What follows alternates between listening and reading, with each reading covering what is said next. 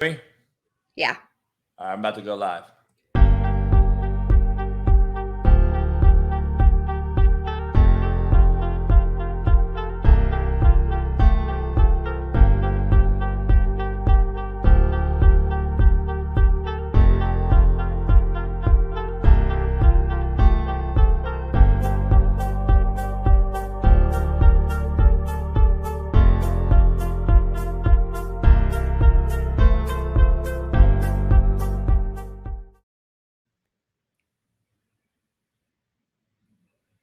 What up, what up, what up? You probably saw him on Last Chance U, seasons 3 and 4, I believe, on Netflix, where he led Independence to a championship. They asked me to do a podcast, the Coach JB show with the fabulous Sara Blake. I ain't no math major, but I'm a hustler. I'm going to give it to you raw and uncut. That's Coach JB. A Sarah Cheek, mother of 4, and an OnlyFans content creator. I want to give an unfiltered, be real, true evaluation of different things and really share my opinions as well. You fucking slap dicks. Fucking slap dicks. Down the brass tags, crashing the ass was defense trash. Titties. All in, all gas, no brakes. I love sports. That's just a part of who I am. Big topless. Even bigger titties and clothes. She's got sports blood in her. She's on the cover of FHM magazine. And the Coach JB show. I'll never stop trying to reach the top because I still remember how the bottom feels. This is an anomaly, this guy right here. Yeah. This is a unicorn. Ain't nobody gonna say shit about JB. I've got a chip on my shoulder. Trying to eliminate this soft society we have. I'll drink my yak and smoke my stick, and I'll get it back cracking.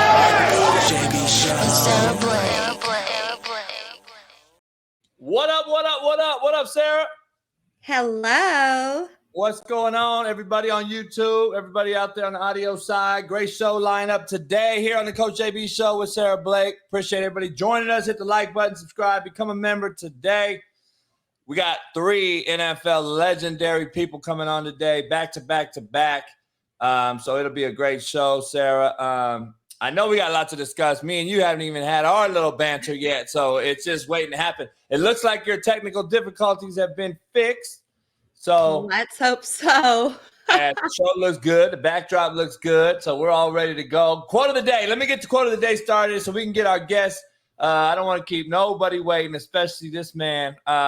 He would knock my motherfucking ass out. I don't want to do that. I don't want to fuck around with him. Stop being okay with things you aren't okay with. Period. That's my own damn quote. Make sure you guys write that shit down, take it home with you. And you coaches out there, start using that shit because you either coach it or allow it. And you are allowing too much shit nowadays. I'll tell you that. But stop being okay with shit you just aren't okay with. Sarah, we got a great lineup today, so we're going to get right after it. I appreciate you coming on and joining us. And as always, and giving us your great banter and real talk isms, right? Sarah isms. So with appreciate everybody coming on in. Hit the like button, subscribe, become a member. Without further ado, I'm going to bring my main man, Mr. Oklahoma Sooner, College Hall of Fame inductee and former NFL Dallas Cowboy Roy Williams joining the show. What up, my brother? What's going on? Man, I appreciate you, man. I appreciate you joining us, having some time for us. How's it been going, man? You in Oklahoma? I am in Oklahoma. Yes, just chilling. Yeah. I bet you're in Cali. That's all I want to know, dog. People don't know you from Cali. I think people don't realize that. Straight from the Bay Area. Hell, I honestly just seen the deal that came out for the California High School Hall of Fame. I made that.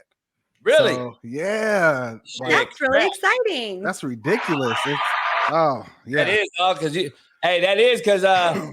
and the reason Roy said it's ridiculous is because if you go back and look at all the California greats that have came out, you will see that there's more NFL players and legendary Hall of Famers from right here in Cali, especially just in his area alone. Just so you guys can let this resonate. Tom Brady, Aaron Rodgers, Josh Allen, all within 20-mile radius. So this is somewhere where Roy grew up as well, right in that same area. So congratulations, brother. Much you deserving. Shit, you were well deserving.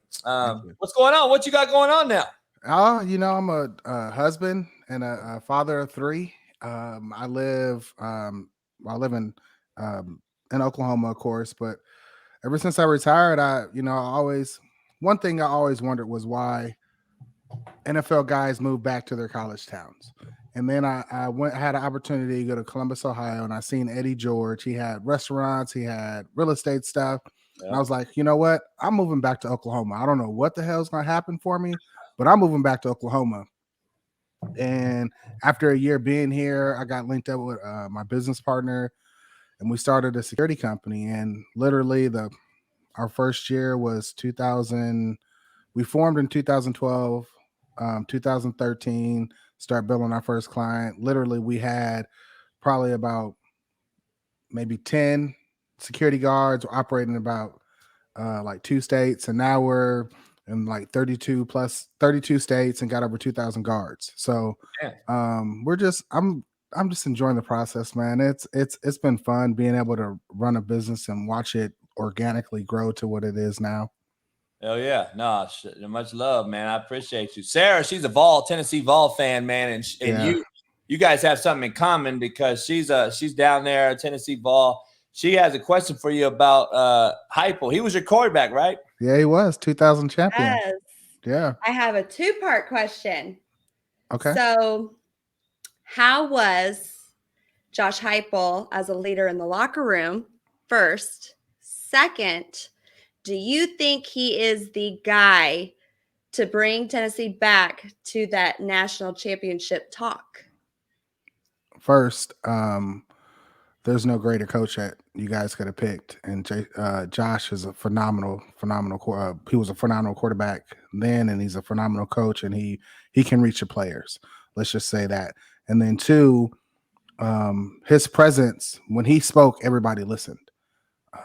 He was no nonsense. He was all business, and we everybody that played in that 99 and 2000 team, everybody took a little bit from Coach Bob Stoops as far as his business approach mentality. And you can see that with the lineage of all the coaches that have come underneath Coach Bob and where they're at now. And, Josh is a part of that. And, his creativity is going to be really fun to see with, the upcoming talent that are coming through the doors at Tennessee. I'm so excited. I am too. I want him to win. I'm so sad. I was saddened to see him not be able to stay on at OU for whatever appearance. I don't know what the reasons were, but I would have loved to have kept him home back in Oklahoma. But Tennessee, you guys got a good one for sure. I think so too. Yeah. Let me ask you this, Roy. I got to ask this question, dog, and I got to get out there. Why are you using white boy Roy Williams as your profile picture? Basketball legendary coach. I got to know the story because everyone loves it, and we laugh a lot. We laugh about it all the time. People always hit me up. How'd that shit start, and how did it come to fruition? So Coach Williams, the coach, he doesn't have a Twitter. So after I retired, Roy Williams, the receiver, which we know we get confused a lot. Because my guy just exactly. But so a lot of people would text or at me on Twitter thinking that I was a receiver, and I just at first then I started defending myself, and then I was like, man, I'm just gonna own it and just have fun with it. And then it went from the receiver to the coach, and I'm like, dude, have you guys not looked at my avatar? Like literally, it's a black dude, it's me. So, but so a fan or one of my Twitter followers made that for me, and I was like, dude, that's hella funny. And look at his hands, they're white. It's phenomenal. So I use that as my avatar now because a fan made it for me. Roll with it. Oh, I just roll with it. It's all cool. Know who else? I'm sure all these guys. Remember Antonio Brown, not the current one, but the one that played for the Bucks back in the day, and the receiver. Mm-hmm. Yeah. Me and him became close, and then I don't know. I just saw he disappeared. I hope he's all right. I haven't heard from him, and he got off social media. But he was the same thing. Everyone was hitting him up thinking he was AB. When AB started doing all this crazy shit, they thought it was him. He was like, dog, that ain't me. I'm the other Antonio Brown. Yeah. I played it receiver also in the NFL. So I know we got a lot of same name type of stuff. So that's a good story. Listen, before I got to ask you, Sarah's a Tennessee fan, and a linebacker transfer from University of Michigan transferred to Tennessee, and today he was arrested. And basically, my question to you is, like, Heupel being a guy you know and you just vouched for, and I like Heupel too. I dealt with him in recruiting. You know, he took the kid that's from USC also. I think he just got cleared today, Sarah was saying. What's his name? McCoy. Who is it? Brew McCoy. Brew McCoy. So Lincoln Riley wasn't going to release the kid to Tennessee to Josh. And he finally, I guess, today got fixed. But this kid got arrested, transferred from Michigan. Brew is a transfer already. He signed with SC out of high school, goes to Texas, and then back to SC in the same year. And then now transfers to Tennessee. So my question is, do you think Josh, and you like Josh and I like Josh, do you think it's the right thing to do now just because it's basically the fad? You got to get portal kids to compete. But do you think it's the great thing on paper? It's a good thing on your roster. You get these guys, but is the locker room suffering? And then the persona of these guys getting arrested and these so shitbirds, so to speak, in your locker room. It only takes one bad apple. Do you think that's going to bite Josh in the butt? It can, but that goes for any other school that takes a portal kid, right? But at the same time, you said that guy that hit the portal, he bounced back and forth, went to another team, and then jumped to another team. I mean, I would be more worried about, where's this kid's loyalty really lie? And is he running from because he has to compete for a job and he's just not given a job? Anything worth really having, you're gonna have to work for it, and everything's just not going to be rolled out on a gold platter for you or silver platter, whatever word we want to use, but it's just not going to be easy. So I would be more worried about the guys that keep bouncing from school to school. I wouldn't want them. I'd rather take a blue collar worker that has like 2 or 3 stars, he's hard-nosed worker. You know what I mean? He brings his dedication too. Most definitely. I mean, that's what comes with a blue collar worker. They're dedicated. They're on time. They're going to do everything that's asked of them. They're loyal. They're not going to ask any questions. Yeah, I agree, man. I agree. That's kind of where I'm at. I just wouldn't take a portal kid. I talked to Sark, good friends of mine, Lane Kiffin, Sark, all these big name guys. I'm like, dude, he's like, JB, listen, I know you, and I know you want to, like, my thing is, Roy, I wouldn't want to take, if I signed Roy Williams out of high school and I got him to Oklahoma and he's my guy, and I'm building this new culture as the head coach, and I'm Josh Heupel, and I got this new culture I'm putting in, I want to, and I'm taking a kid who's in the portal from Oklahoma State, not only my rival, but a team that I think I'm better than every year, or I'm going to be better than. I wouldn't take you. I would think you're other people's trash. And I'm like, nah, my program's going to be better than that. And so that's just where my beef lies with taking the portal kids, because I want to win with the kids that are my kids, my hand-selected kids. And Sark straight out told me, man, he's like, dude, I'm going to tell you, you'll lose, because this is the deal now. You have to take these kids or you're going to get blown out, because kids are just leaving at such a high rate right now. There's 6,000 kids in the portal. And I'm just like, damn, dog, I can't see myself doing it for these simple reasons, though. You just don't have that loyalty. I don't know where it lies. How fast are you ready to get out of here? Because I called you a MF or something. You know what I mean? Yeah. I don't know, man. It's tough. It truly is. It's tough to navigate those waters, and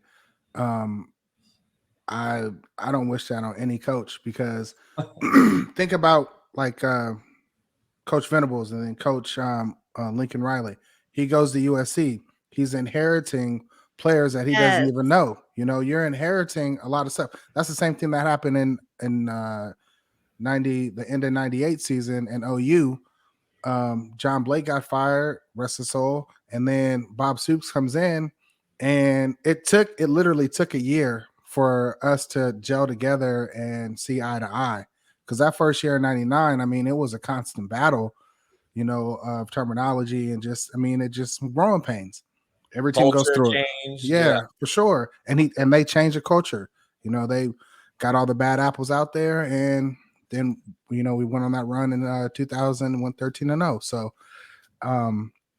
it's difficult. I know you have to play the game, but at the same time, I mean, when you get your guys that are your guys, it's tough to shy away from them.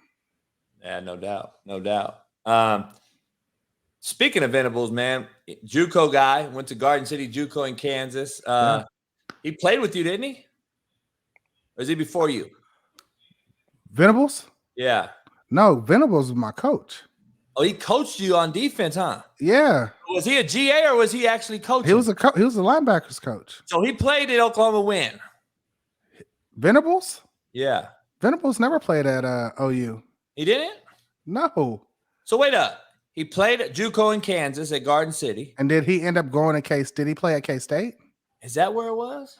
I know he has ties to K-State. I know he coached there too, but I thought he played there as well. Okay, he played at K-State 91, 92. Okay, there you go. Okay, so he was staff was. I was 11 years old. Oh shit! Wait, how old are you right now? 40? 42.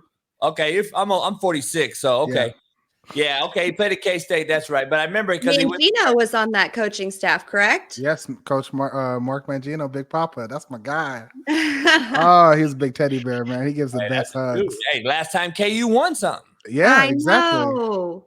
And I'm just like, dog, people don't understand that shit. And they guess what? Another guy that got fired because he was real and kids was just so soft that he couldn't get yelled at. Yeah. They got him up out of there. And guess what? KU ain't did shit since. No, they have not. But I was going to ask you your thoughts on Venable. He coached you, so obviously you know the deal. You're closer than most people. This whole summer drama, I think the transition from Lincoln, we'll get into that and it goes to Venables, and he comes in there. Great tradition, of course, led by you and Oklahoma's history. What is your take on the drama with the DC after he read the damn laptop from the kid and all that old stuff? Do you also vouch for the DC that got fired or resigned? OC. Oh, OC. I'm sorry. Well, he's not even OC. He was a whiteout guy. Yeah, he was white. I mean, Coach Gundy's went from running backs to all over. He worked Coach Gundy's went all through. Kel Gundy went all through. Coach Gundy went through the offensive ranks. I mean, he's done everything. I mean, he's like a utility knife. Yeah. I mean, it was an unfortunate situation. I mean, he's had a lot of brothers come sticking up for him too. That's why. For sure. I mean, no, 1,000%. I mean, right or right is wrong. I get both sides. I hate to see him leave because he's such a staple within our university and our program. It's just an unfortunate situation. I mean, I feel super bad for him, honestly, because now the narrative is, he's, he doesn't like African-American players. That's the furthest thing from the truth. You know what I mean? And it's just, what bugs me though the most is the fact that he asks players to, and I'm gonna rewind. I spoke to the team probably about 2 weeks before that probably happened. And I say, hey, once you come in, you got to lock in and, do your work, do your job, right? And then you got to have your coach tell you to pull out your iPads and write down notes. Like, first off, that's a prerequisite. You should already be ready to go because you're supposed to be locked in. And then on the flip side, it's like you're doing something that you're not supposed to do, and then you're getting called out, and he probably shouldn't have read what you wrote. I mean, he could have read, but just left out some of the verbiage. But now he's lost his job, his livelihood, because you're not doing your job. And that's messed up. And people ask me, do you want to coach? And it's like, man, it's kind of tough to be a college coach because I'm putting my livelihood and an 18, 19-year-old and is in their hands. Like, it's tough. I'm going to equate it to this because I know Kel a little bit and he's been recruiting me for a long time. My thing is this, knowing how he is with the kids and obviously being a go-getter that he is and a recruiter that he is and a relationship that he has with kids off the field, right? Or he would never even get those kids to come to Oklahoma. Yeah. That's what a lot of cats don't get. You got to have an off the field relationship before you ever get them on the field. Mm-hmm. I know what happened. Like this happens everywhere now. And that's why I'd walk in and I'd have a coach that took roll, have them raise their pens up in the air because they knew it was note time. Like we're taking notes. So put your pen up and let's go to work. And I know that he had to stop the meeting, and wideouts are a different group of cats to deal with, right? Keep it real, bro. They're like DBs. Both of y'all are saying they're the most egotistical group in the room, the wideouts. So that wideout group, he's probably walking around like T, and then he sees this shit, and he's probably trying to still be cool with the group because that's his group. So he's reading this shit off, fucking around, blasting the kid out. Mm-hmm. And he's probably just going fast. He got a big room. He probably just going through whatever he read. And that's what he read. And it's like, fuck. I mean, like, it's unfortunate. And I'm glad you brought up the point that this is the kids. It starts with the kid doing the wrong shit. And we gotta correct you by putting you on blast. I used to bang tables if kids were asleep. Like, yeah. Shit, I'd be fired now. Like, that's how soft we've become. So, but they need to take it back old school. This, with a pen. Notepad. I mean, there's too many distractions. If you have an iPad, it's too accessible to everybody to tune everything else out that you're supposed to be paying attention to. Yeah. Like, is he on TikTok? Honestly, is he on Twitter? Is he on TikTok? Like, what was he really on? You know what I mean? Shit. No, I mean, I think he was writing down like rap lyrics or something like that. If I get it. Yeah. Hell yeah. So I mean, it's just like that's terrible. Not in the middle. What? Are you working for the? He's probably working out the introduction song for the hype video. Maybe I don't know. Oh my gosh, practicing his hype. I'm just playing. Yeah. I'm just playing. So, nah. It's unfortunate though. Yeah, it is. It's a shitty deal. What's your feeling on Lincoln Riley, man? I know he leaves Oklahoma kind of at a spur of the moment.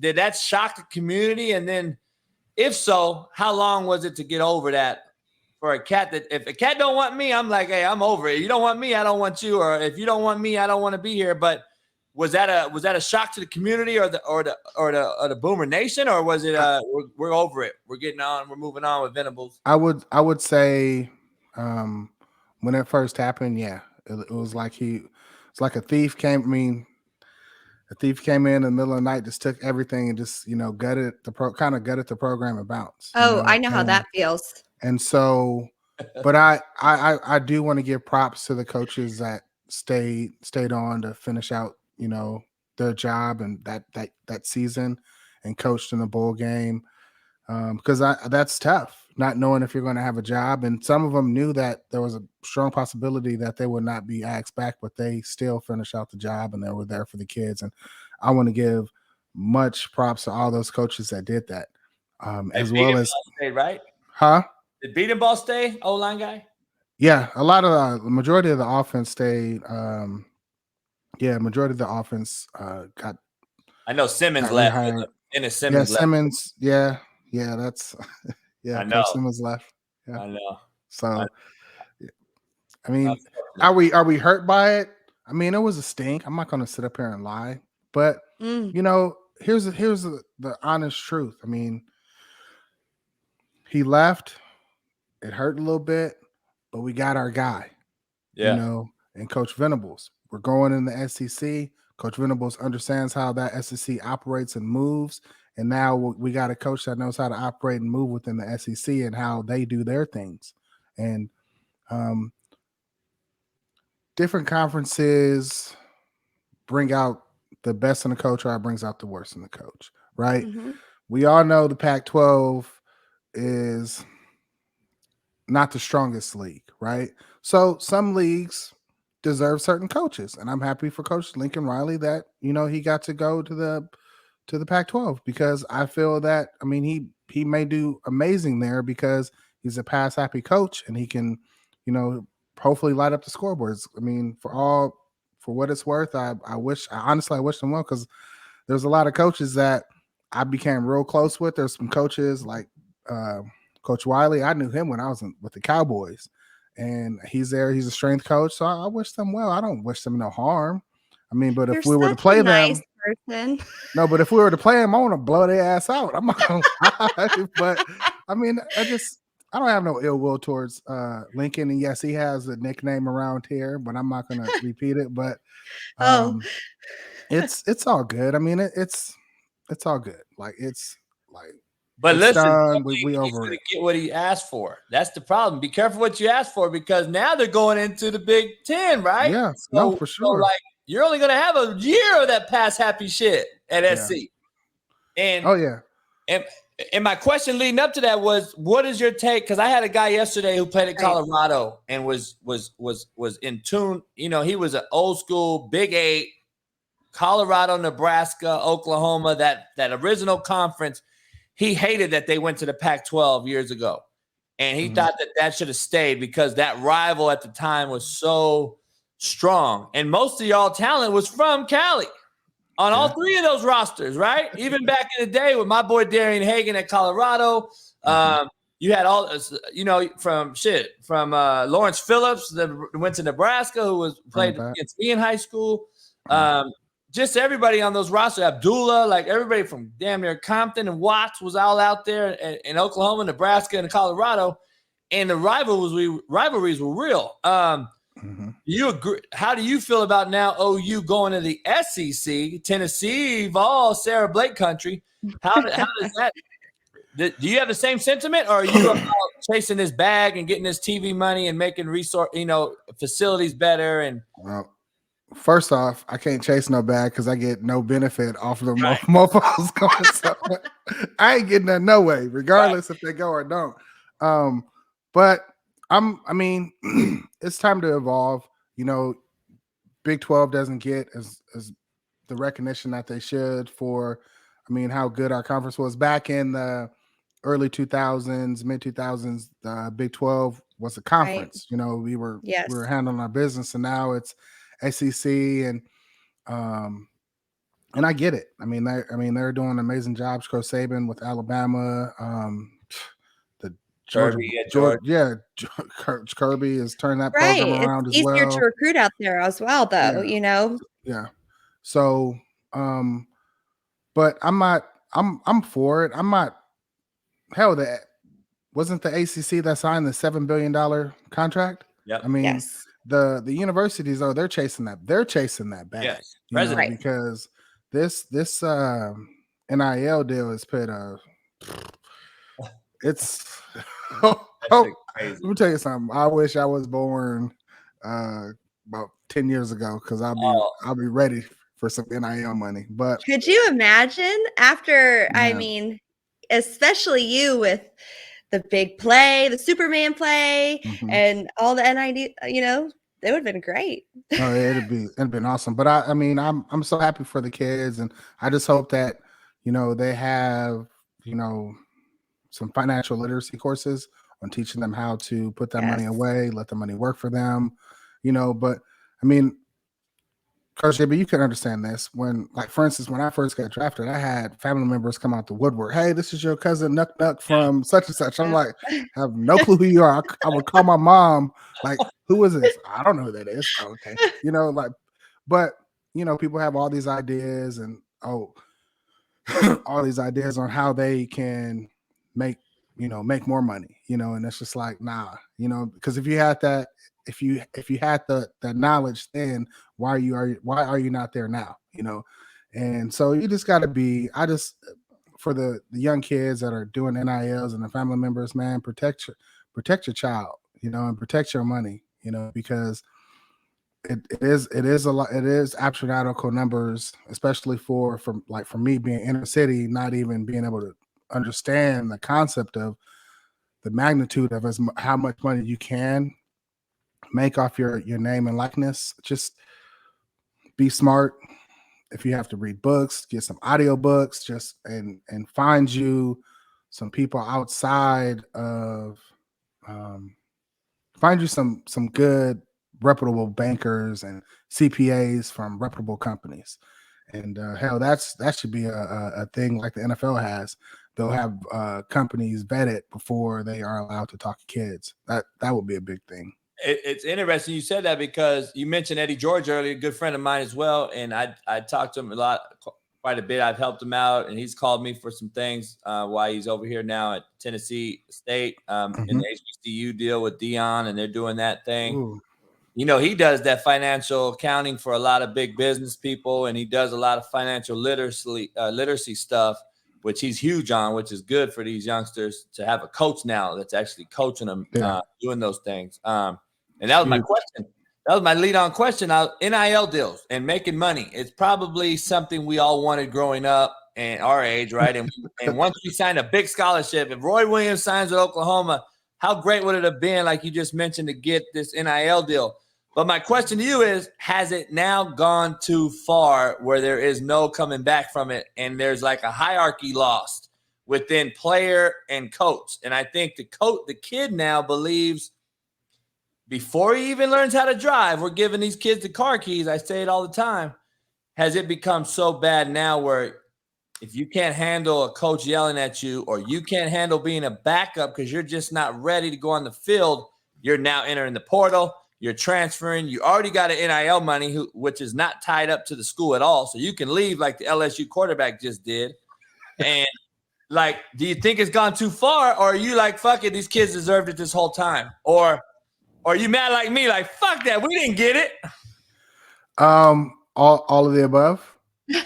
No, seriously, all of the above. It's like, just being honest, because it's like, man, I wish I had an opportunity, right? But at the same time, it's like, we're not haters, right? I'm not gonna hate. I'm all good. I mean, our work and our contribution to the game, we helped open up this avenue for the current players. That's just like players from the 60s and 70s.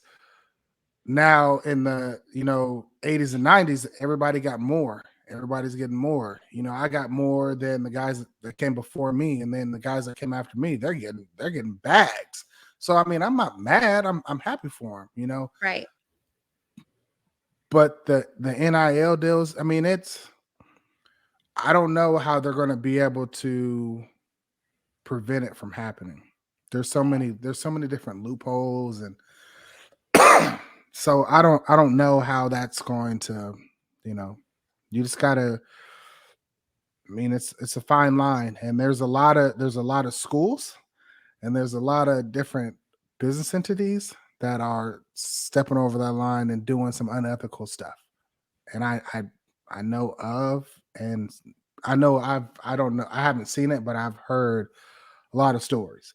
And so, to each his own. I mean, good for them. Like literally, right. That's why I'm saying financial literacy. If you're gonna get that, put it away. Let it work for you. Hell, some of these kids are not even gonna make it to the NFL, and they could easily make, if they stayed 5 years and they got $500,000 a year, and they're able to put that away and not touch it and put it in an annuity.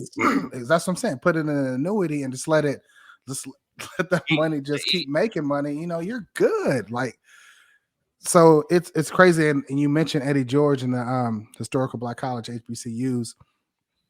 I presented Grant Delpit the Jim Thorpe Award a couple of years ago, and I went to Mike James, the director of the Jim Thorpe Association, and I said, we need to have an award. Why can't we be the first ones that have an award for DBs? Right. And so he was like, that's interesting. Let's do it. So finally, it took about 2 years or a couple of years, but we finally got the Aeneas Williams Defensive Back Award for historical Black colleges. So that is incredible. I'm really stoked about that. So when you mentioned that, I was like, man, I can't wait. It's gonna be so dope. Hey, you know Reggie Barlow too? I've heard of Reggie. I probably met him. I think he won a Super Bowl with the Bucks. and then he's the new head coach for the XFL Washington D.C. team. He's coming on after Walter next. Okay. He's coming on the show too. So I didn't know because he went to Alabama State and then he's been coaching HBCU at Virginia State, a few places. I think he was at Auburn too, but he's been coaching all over the place. But he played in the league, I think 8 years or something. Okay. Well, tell his DBs they better bring it this season. Yeah. Hey. Let them be. Hey, somebody has to be the first one to win this award. Hell yeah, no doubt. That's good. That's good shit. What is your thoughts on the Cowboys right now, current day? Cowboys, to me, it's always the most hyped team, right? Even when you were there, the Troy Aikman days, Irvin, after them. Those are the days, though. Yeah, they were they deservingly so were American team, right? Yeah. Is Dak the guy? And has the Cowboys digressed since last year's roster, losing Amari, losing the big time DN backer? I thought they lost a step in the roster, but is Dak really the guy? And do you see them getting back ever to what you guys once were? I wish I can say I wish I can say where we once were, but I think we won like 1 or 2 playoff games in my career when I was there. So back to the 90s is where. Who was there with you, Romo? Tony Romo was there. I had Quincy Carter. I had Drew Henson, Clint Sterner. But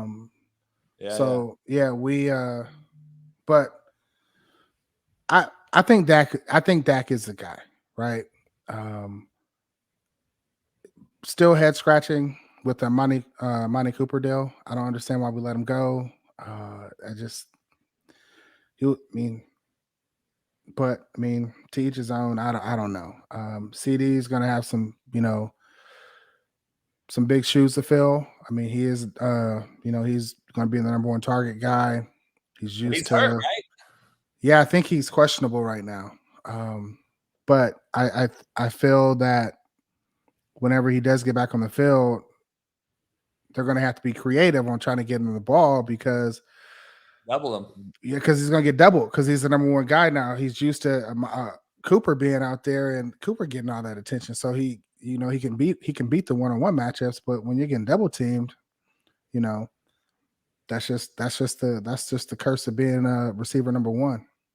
Hell yeah. That's why I think Carr is going to struggle more than people think at the Raiders because I think they're going to double the shit out of Devontae Adams, and you're going to see how good Renfro really is. Renfro's not bad. No, he's not bad, but I don't think Carr is that good. That's my thing. He ain't Aaron Rodgers, brother. That's true. There's not many people that are Aaron Rodgers, but at the same time, I feel that Carr can get Renfro the ball. He got it to him last year, and he put up some decent stats last year. Yeah, no doubt. But now he has an extra weapon. And then let me ask you this though. Speaking of that, I don't know if you saw this.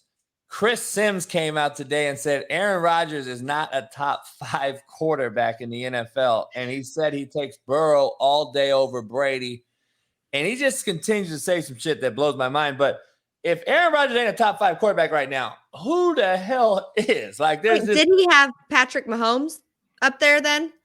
I'm sure. I'm assuming.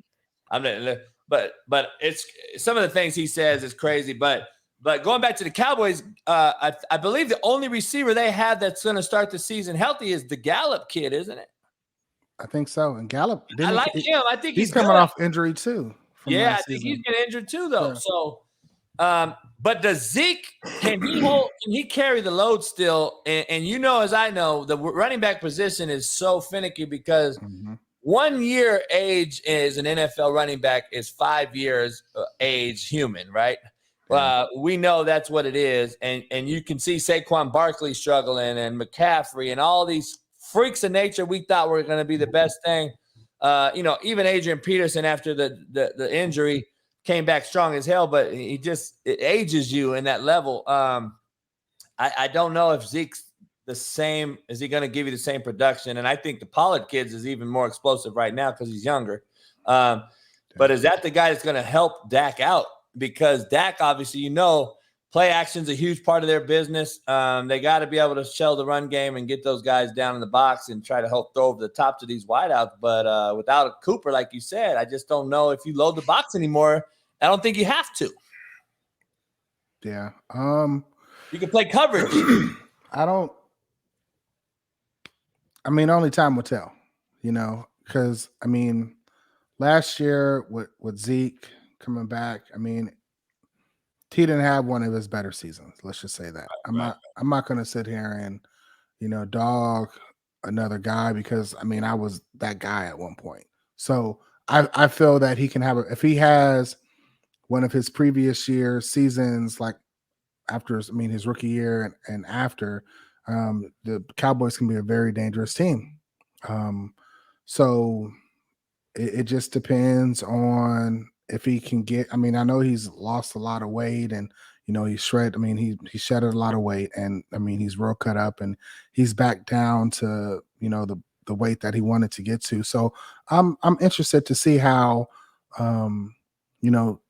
Zeke comes back because there's a lot of doubters, doubting him and doubting the Cowboys, but that comes with the attention of being on Jerry's team. Yeah, that's just what it is. What's your take on that? I know you played there and you got loyalty to that organization just because you're a loyal dude anyway, character-wise, high character guy. Is it the best situation for an organization, or in Cowboys in this case, as the owner being the GM? Does it really work, and can it work again like when Jimmy Johnson was there, or is he hiring head coaches who are just yes men and saying, all right, it is what it is? And because Jimmy wasn't that guy, obviously, right? So is it the best situation, in your opinion, that he's both? And does he ever give it up? Neither was Parcells, that guy. No doubt. No doubt. But I don't know. I've never been one for controversy or talking back to a coach or a GM, whatever. I just always roll with the punches. Do what I'm told. Stay in my lane. Do practice. Watch film. Go home. That was just me. There's a lot of people that say Jerry's doing too much. You need to relinquish him the power. But I don't really feel that people really understand that Steven, Charlotte, they have a big say in what goes on as well. And just because you see Jerry up front, that doesn't mean he's really making the decisions on the back end. Right. No, I got you. I'd be remiss, dog, if I don't ask you this thing. Yeah. What's your thoughts on the Deshaun Watson whole thing? I plead the fifth. Let me ask you this. Now you get into the whole thing. I plead the fifth. Right? So it's such a dead horse. Is 11 games fair, or what's your thought on the 11 game, I guess, re-suspension? I think it's an unfortunate situation. No doubt. Honestly. Any way you cut it. It's just, regardless of whatever suspension, resuspension came out, there's always going to be at least one person that's feelings are going to get hurt. Oh, It wasn't enough, or it was too much, or, it just shoulda, coulda, wouldas.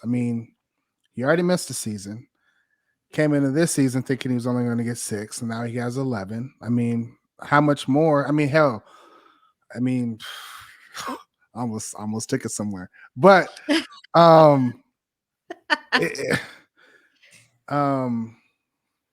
it's just I really don't have much to say because it's like it is a sticky situation.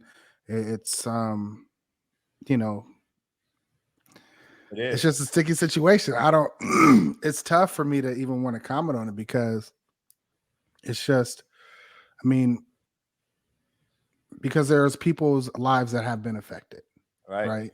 And not just people, but women. And so with their lives being affected or impacted, you as a father of 2 girls, you feel that. No doubt. But then again, he didn't get indicted on anything. Nothing, no charges were ever. He didn't get arrested, you know. Well, I So mean, I also think Jimmy Haslam, he's been paying off these girls. a And so 1,000%. So you don't want the yeah, NFL to look bad either on their part with yeah. this whole situation. If he were to, be indicted or if there was to be criminal charges, it's a really bad look for everybody involved. That's why I said it's just a unfortunate situation. That's why it's tough to comment on. Yeah, it is, man. I got a daughter, my daughter's 23, and I'm just like, dude, I mean, you look at certain people and it's just like, fuck. I used to define cats. I recruited Roy by one thing. Could you babysit my daughter? Mhm. And hell nah. Hell to the nah. That song they got out there on social media. Hey, what's behind you? A lot of the fans are asking, is that all your cards on the left? You're right. The OU and then the Cowboys. Yeah. So those are my football cards. That's not all of them. I actually just found some more. So I'm gonna have to redo this one. So those are all my football cards that I have just around the house, right? So those are all my football cards. And then behind me, I'm missing a jersey, but those are all my Pro Bowl jerseys. Okay, that's what I thought. Yeah. So those are all. Oh, go back this way. So those are all my Pro Bowl jerseys. I went to 5, and then those photos. Those are both Ronnie Lott's. Idol, your idol? Oh, I love Ronnie. 1,000%. Ronnie, Steve Atwater, Jack Tatum, Darren Woodson. Leroy Butler. I mean, John Lynch. I got his jersey over here. Like, I mean, no. Now, you and Darren were a tandem, right?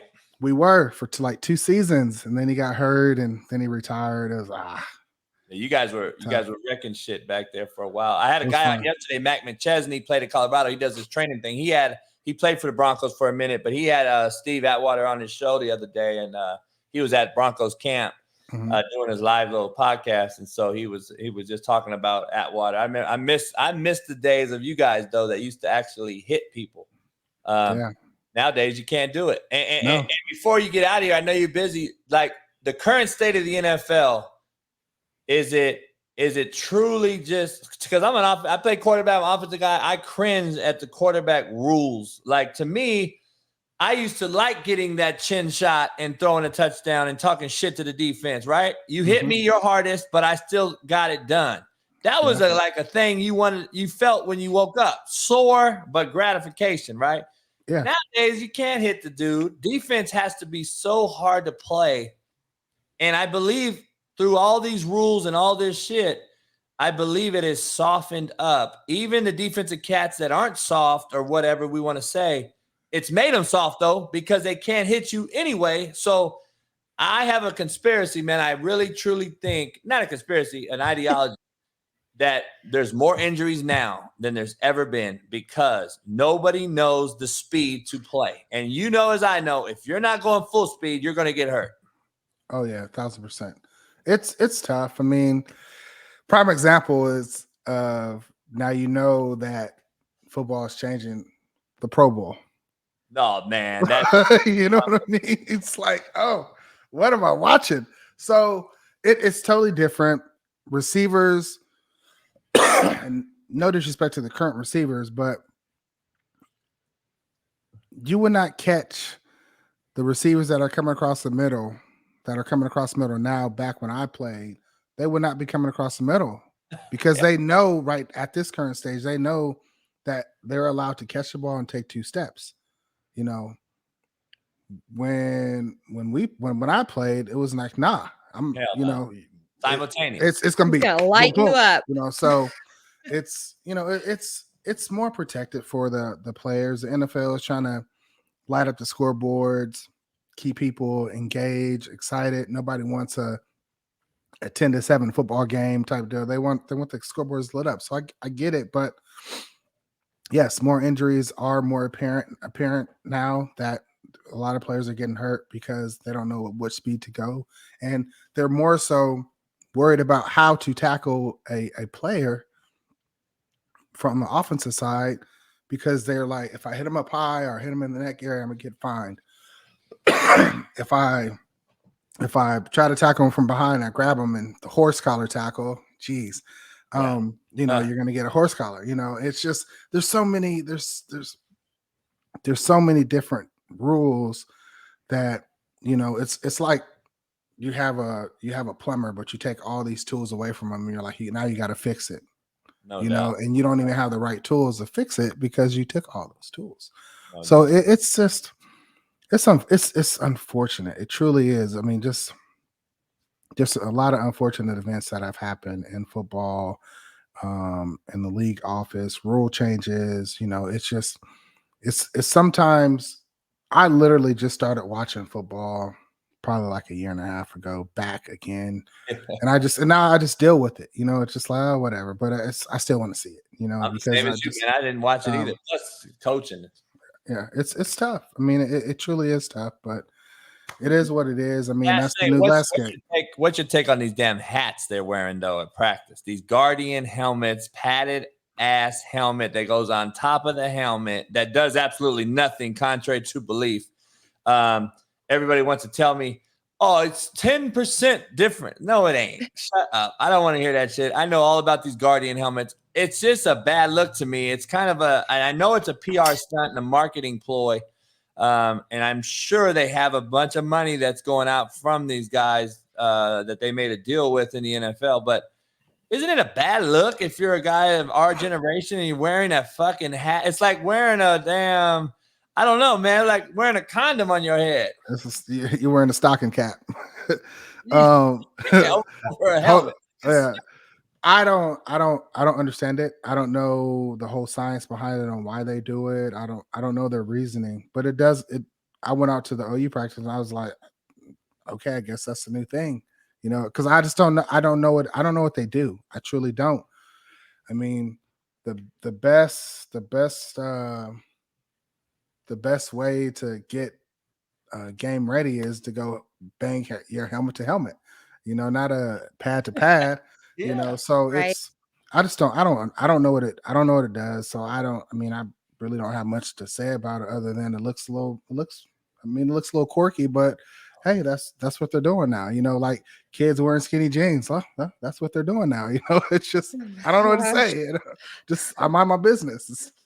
Get out the way. The helmet, the Guardian cap, and tackling robotic dummies. Yeah. It's just, to me, it's like I took all that. I didn't do it. They were like, "Why you don't use this, coach?" These D1s that would come to practice, and I'm like, they're watching us just bang each other, right? I'm like, these cats are going to your level. They can have all that pretty shit when they get to you if they make it through football jail and me, because this is football jail where I'm at. So I'm like, dude, and the last time I checked, a robot going 4 miles an hour and with no hips and no, you know what I'm saying? It ain't going to help them tackle nobody in a game. Yeah. And I don't know. It's just, we've come a long way. That is that one big frame and they threw 4 jerseys inside of it? Because that's just hard. It's 4 different frames all pushed together. Okay. To make it all complete. And then you see my body, and then that shit hard. And then right on the back end, it's the Pro Bowl crest. So it says Pro Bowl in there. I mean, it's dope. I mean, they did a good job. That's hard. Oh, man. That's hard. So, yeah, that's hard. You're a 5-time Pro Bowler though, right? Yeah, I went 5 times. Yeah, that's hard, man. I went 5 times. Hey, man, how'd you like my whiskey? I don't really drink. I'm not a drinker. I bought it to support you. Cigars are fire though. No doubt. I appreciate it. 1,000%. I got Cubans coming out next week. Oh, sign me up. No. Like I said before, don't send me anything. I want to support and I want to buy it. I know you've been great, man. I appreciate you. Eddie, Marcellus Wiley, Eddie George, all those guys do the same. So I appreciate you guys greatly, man. I definitely though. I know you bought a bunch of whiskey though. You signed for some business partners, didn't you? No, I gave them out to clients. That's Mm-hmm. Yeah. That's what Marcellus Wiley and them did for me too. They bought a bunch of different cases of it and stuff like that. So it's interesting, man. We're trying to get that thing going, but I appreciate it. A lot of fans in the thing love you, man. They're all a bunch of Oklahoma people living in here. I got a meteorologist who's a weatherman in Oklahoma. So he's a Boomer Nation guy. He's diehard. He's a Superman fan. Yeah. So hey, I appreciate you joining us, man. And like I said, we got to do it again. We got to get together, man. You also tried to help me get a car, even. Shit, you've always helped me out. I appreciate you. For sure. I No mean, doubt. that's Hey, what's you know, important. What's important in living if you're not going to help out, you know?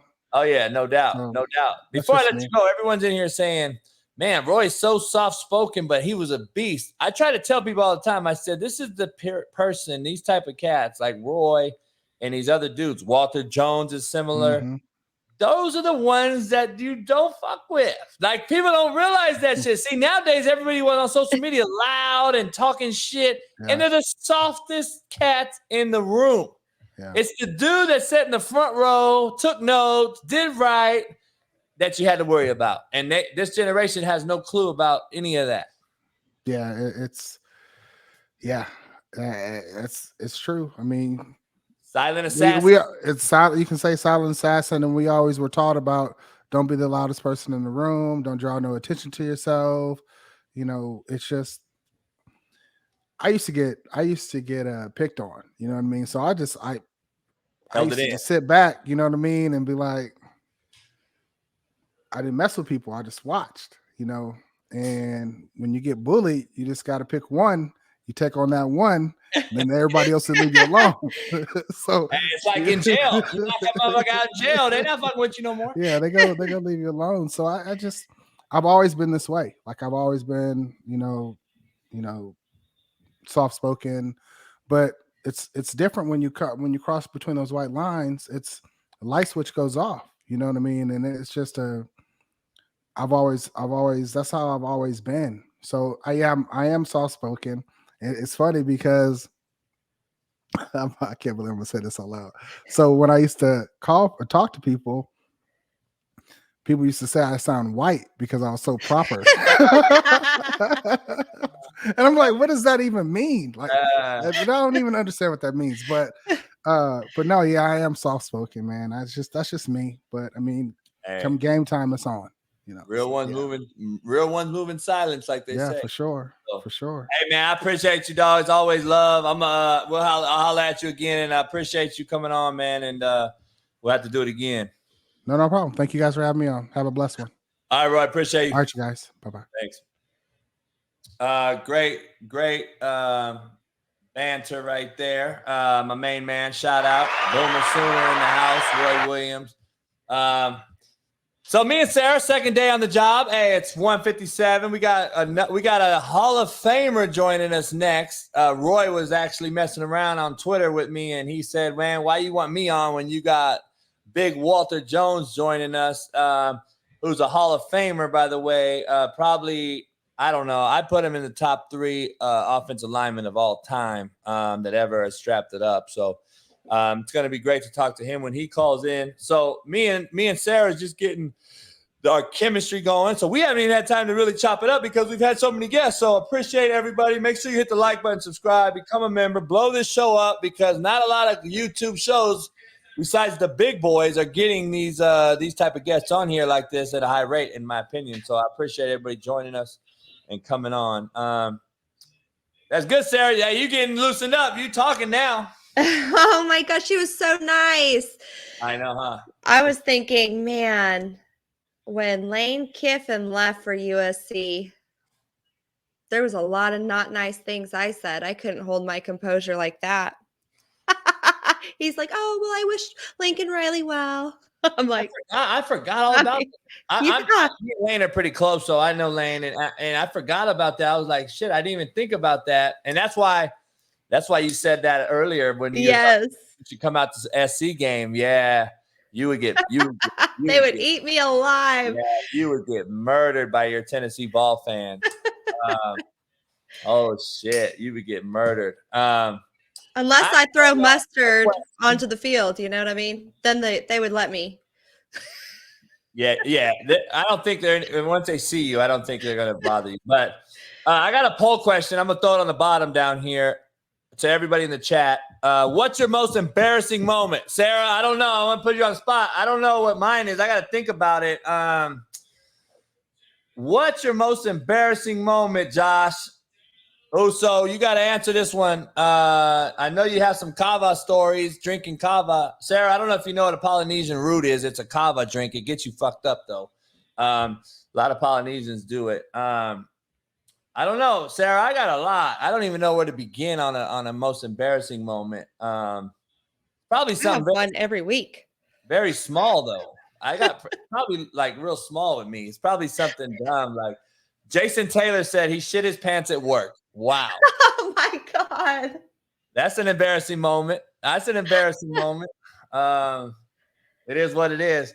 Hey, without further ado, we got to get to the next great guest. We just had Roy Williams on, and now it's right on to the next, man. It's a Hall of Famer, this man right here requires no introduction if you're a football fan at all. But my main man, Big Walter Jones. Walt, what up, man? Hey, what's up, Coach, man? Thanks for having me on, man. Hey, chilling, brother, chilling. This is Sara Blake. She's my co-host. Hello. Fan How you too. doing, Sarah? How you doing? Good. Man, you in Bama? Yeah, I'm in Bama right now. I usually right before the season starts, I get here and hang out with the family and get a chance to spend some time with my mom and stuff like that. So I try to get all that stuff in before the season starts. And are you usually in Seattle? Yeah, I'm in Seattle full time. My kids are up there now. I got a 22-year-old twin girl and boy. So they're up there, and kind of when I retired, they just got into sports. And I had a house here, but I was like, I didn't want to miss them playing ball and stuff. So I decided to sell my house here in Alabama and made Seattle my home full time. No doubt. Now, what's the difference between Seattle and Bama right now? Is it? I would say the weather. I say the weather. The weather is different. It just, coming from a rural place, and you understand how rural it can get, especially in Mississippi and in Alabama. So just coming from that area and then going to that kind of like that city life for me personally, that was probably the difference. But from a standpoint of playing football there, it was the best place to go. I could go there and focus on football. Didn't have to worry about tickets every weekend or dealing with family every weekend. So it was a perfect situation for me. How are you on your phone? Yeah. Can you turn it sideways? Sure can. Yeah, I think it'll be a bigger picture. Let me turn off the you a big brother, dog. Look at him. Yeah, it should switch. Better? Did it switch? Now, there you go. That's better?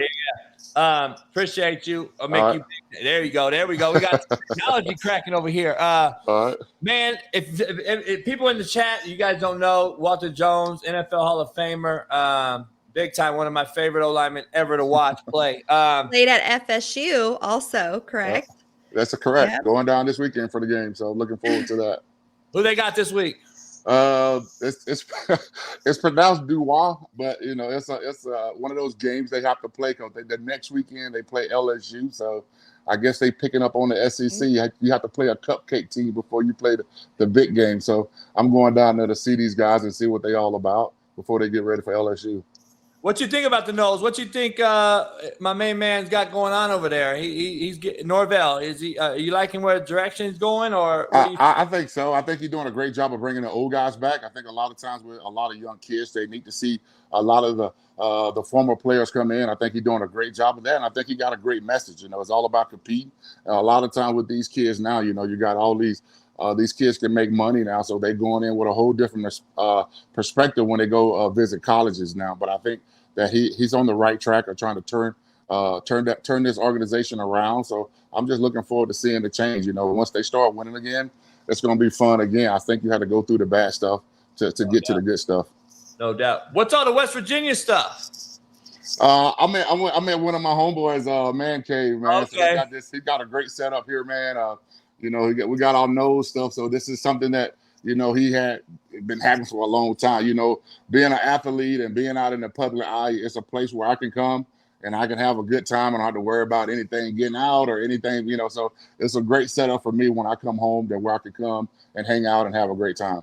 Nah, no doubt. I just had Roy Williams on, man. He messed around on Twitter with me. He was like, man, why you want me on when you got a big walk coming on next and shit? I was like, and just like you did, man. I appreciate you, man. I know you did that video shout out with my whiskey a while back. Yeah. How'd you like it, man? You liked it? Oh, it's good, man. It's good. I'm trying to see. I put it up. I gave it to my buddy here in the man cave, so I'll be having guys sip on it and everything, man. It's pretty good. You know how it is. Yeah, everybody love that brown man with a cigar, man. I gotta send you some more, man. I gotta send you some more. Shit. So look, man, what's going on with you now? What you got any business going on, or what are you doing? I know you got a lot of things in the fire. You know what? I got my clothing brand. This is my clothing brand. Best to ever do it. B2EDI. I've been running this thing for now like 5 years. I'm at the point now where I'm seeing a profit from it, man. So it's been fun for personally being retired and then getting into something else that can give you a purpose, man. So that's been fun. Like I said, during the off season, during the season, I do a post game show for the Seahawks called the Fifth Quarter. I'm going into my 5th year with that, and I'm looking forward to that, man. It's been awesome. Found out something a couple of months ago where the JUCOs are changing their MVP award to the Walter Jones Award this year. So looking forward to that, man. That's it's kind of like come full circle, man. Like when I really got introduced to football, I started out in JUCO. So for me to be able to go full circle and come back to where it all started for me, even though high school where it started for me, but I think my plans to get to the next level started in JUCO. So I'm looking forward to that happening in November, where that trophy is the MVP trophy for all the JUCOs, and it'll be called the Walter Jones Trophy this year. So I'm looking forward to that. That's pretty exciting. Man, congratulations. That's really awesome. I have a question for you. Mm-hmm. So growing up in Alabama, right? Mm-hmm. What was the biggest rivalry back then? Growing up in Alabama? Yes, the South. Oh, it's got to be Alabama and Auburn. You're talking about college-wise. That was the rivalry. That's when I grew up. I still watched Alabama. My entire family, even though I went to Florida State, is still Alabama fan. So, you have to be able to talk the noise with them or talk smack with them at all time. But I'll have to say it had to be Alabama and Auburn at that time. It was big rivalry. It still is today. So, that was what you had to watch every Saturday at the end of the year. No doubt. Man, I know your boys with Travis Johnson. I know he's a Knoll too. He's after you, obviously. He grew up in LA, so he smokes sticks too like crazy. You guys are all in the same little cigar club, aren't you? We're in a little something like that. I got introduced to cigars probably when The Sopranos came out. I had one of my teammates used to watch them on Sunday. He used to get together. He had a cigar room and stuff. So when you got in there, and I kind of like just started, he kind of started teaching me, the ins and outs, and I really enjoyed it. It's a lot better than smoking a cigarette, I'll tell you that. So I enjoy it, man. It's something that a lot of my friends are into now. It's just like it kind of make you feel like you finally became an adult. You know what I'm saying? Yeah, so I think it's one of those things that feels good when you do. Or you made it. You kind of like relax. I made it. Let me Exactly. Leave me alone. Yeah. No doubt. Hey, so getting inducted to the Hall of Fame, it had to be a surreal moment. And I remember watching you on stage and going through that. And for somebody that dominated the line of scrimmage for so long, to you is two-part. Is football now softer than it ever has been? And do you think some of these cats getting inducted really, truly deserve it? Or would they even be getting inducted if they played when you did? You know what? The thing about it, I think with the Hall of Fame is unreal. I think for me personally, to be in that class with all those guys that I watched growing up, the guys that kind of introduced me to. Yeah, Jackie Slater. I tell people all the time, I said, I still get nervous when I'm in the room with Anthony Munoz because he's the guy that he had a instructional video when I was playing ball where I watched all the time. So for me personally, that's where, I can't speak on who should be in the Hall of Fame because I don't have a vote, but I get sometimes how people can see things like that. It's one of those special things that you can have on your resume. So, I tell people all the time, if you get in, it's just like cats get money. I can never be mad about somebody getting paid or somebody giving them money. So if you get voted in, I'm gonna support that, bring you in. But I think softness from the standpoint of I don't, in the interior, I think you still have to play football. A lot of these offensive linemen are coming out here in the 2-point stand, and I try to tell these young kids, I say, you win the game when you get in a 3-point stand, when you can put your hand in the dirt. A lot of time, but this is the new. It's everything recycle itself. So I think it's all about protecting the quarterbacks a lot more in this league than anything. It's all about protecting those guys, and you want to protect hits too, but it's still football, so you're going to get hit. You find that out the first time you put on football pads that this game is very physical, and you have to love it to want to go through it. So from a standpoint of being soft, I would say no, because if it was soft, everybody would be doing it. So, but That's just my opinion on the game. I got to get your take as a big man that plays in the trenches. And, you know, this video's out there viral right now. The number 10 pick, Thibodeau's an LA kid, defensive end kid, rush the passer kid. He got clipped, and I'll show you the clip, and everyone's calling it dirty. But check the clip out if you haven't seen it. Basically, I just think he comes in so soft. And I think you're a first rounder. You got to be able to either wrong arm that shit, spill it, hop it, jump it. You got to do something, right? Imagine if that was you coming around that corner. That's what I don't understand. That's what people that are. I've heard all these media people coming out talking about it was cowardly. It was this, and I'm like, you know, if Walter Jones was pulling that damn corner.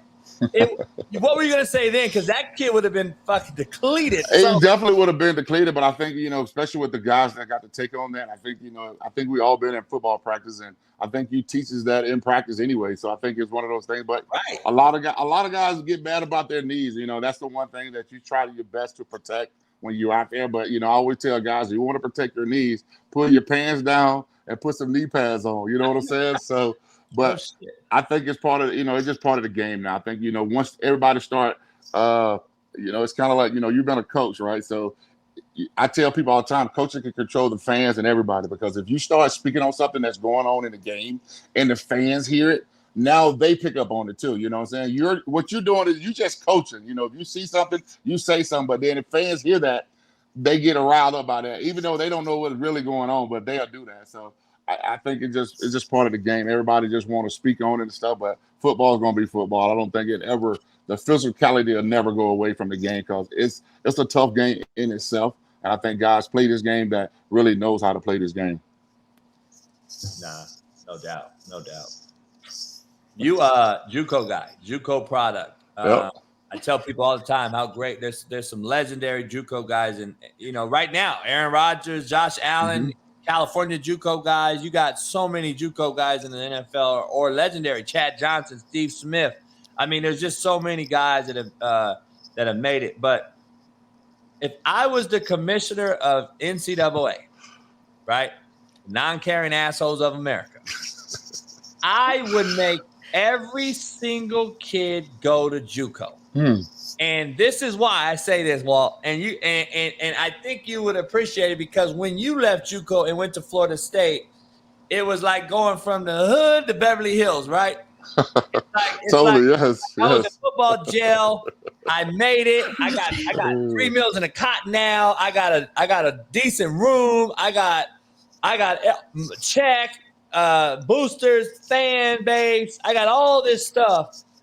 I think that people that go straight to Florida State out of high school, or Alabama, or these Taj Mahals of these colleges, they get kicked out at an all-time rate year one, because they haven't had to endure or create any tough skin, because when they get there, they're still expecting the same shit they did in high school to go down.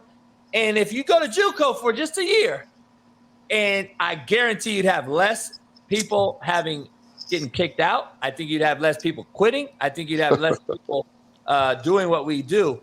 Was JUCO really that bad, or do you love going back and saying, man, I love that I say I'm a JUCO guy?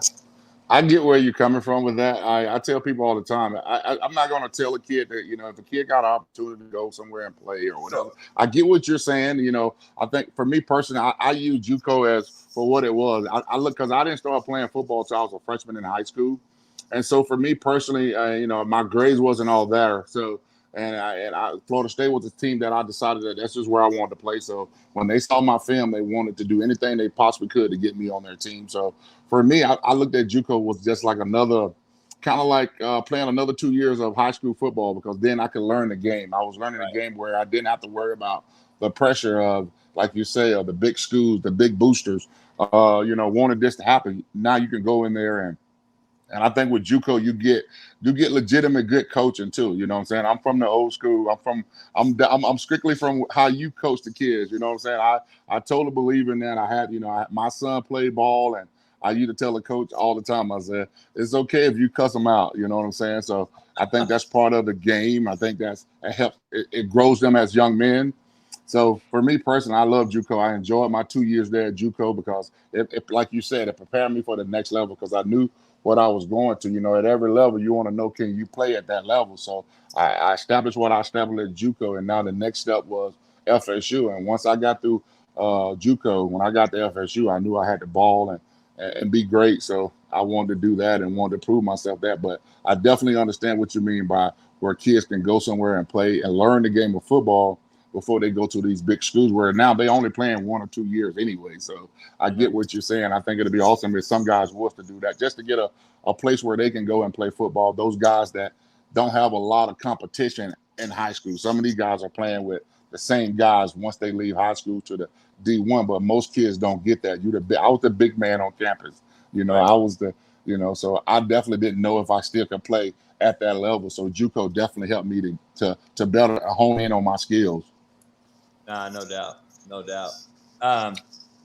No doubt. I was gonna say too, man. I grew up with Larry Allen, and he ended up coaching his kid up at De La Salle High School up here in Northern California, and you know, we grew up on the same street. Me, him, Marcellus Wiley, we all grew up on the same street, man. That's So what's up.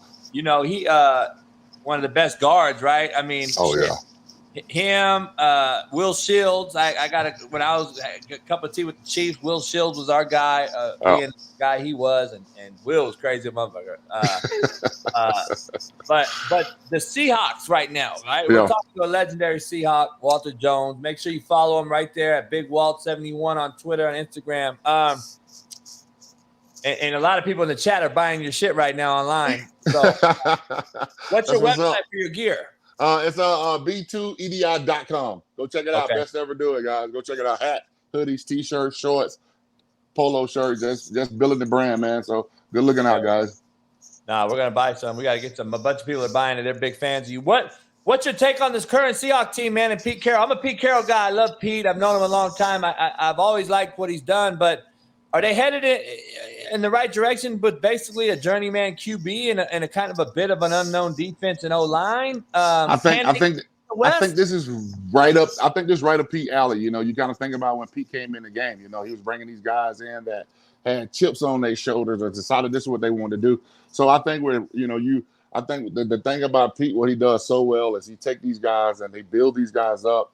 And now when these guys get to that point, when they get, like they say, when they get the bag, now I think a lot of time, you know, that's kind of hard coaching for Pete. I think Pete want to push this competition. So now you have to reboot every 6 or 7 years because now those guys that you had young that get to be seniors, now those guys are, hey, we know what we got to do. So I think for him now, I think now this has got to be his last run. I think now just having these guys these guys going to listen. Not saying the older guys wasn't listening, but you want those younger guys. You want that coach feel where everything is chaotic and you got everybody all over the place. So I think this, if anything, this year probably going to be his best coaching season. You know, if he get these guys in because ain't nobody picking the Seahawks to do anything this year. So, but you know, watching preseason game, I tell people that they're going to be in games all the time. It's just a matter of can they finish those games and see what it be at in the end. You know, all you got to do is get in the game or get into the playoff, and anything can happen. But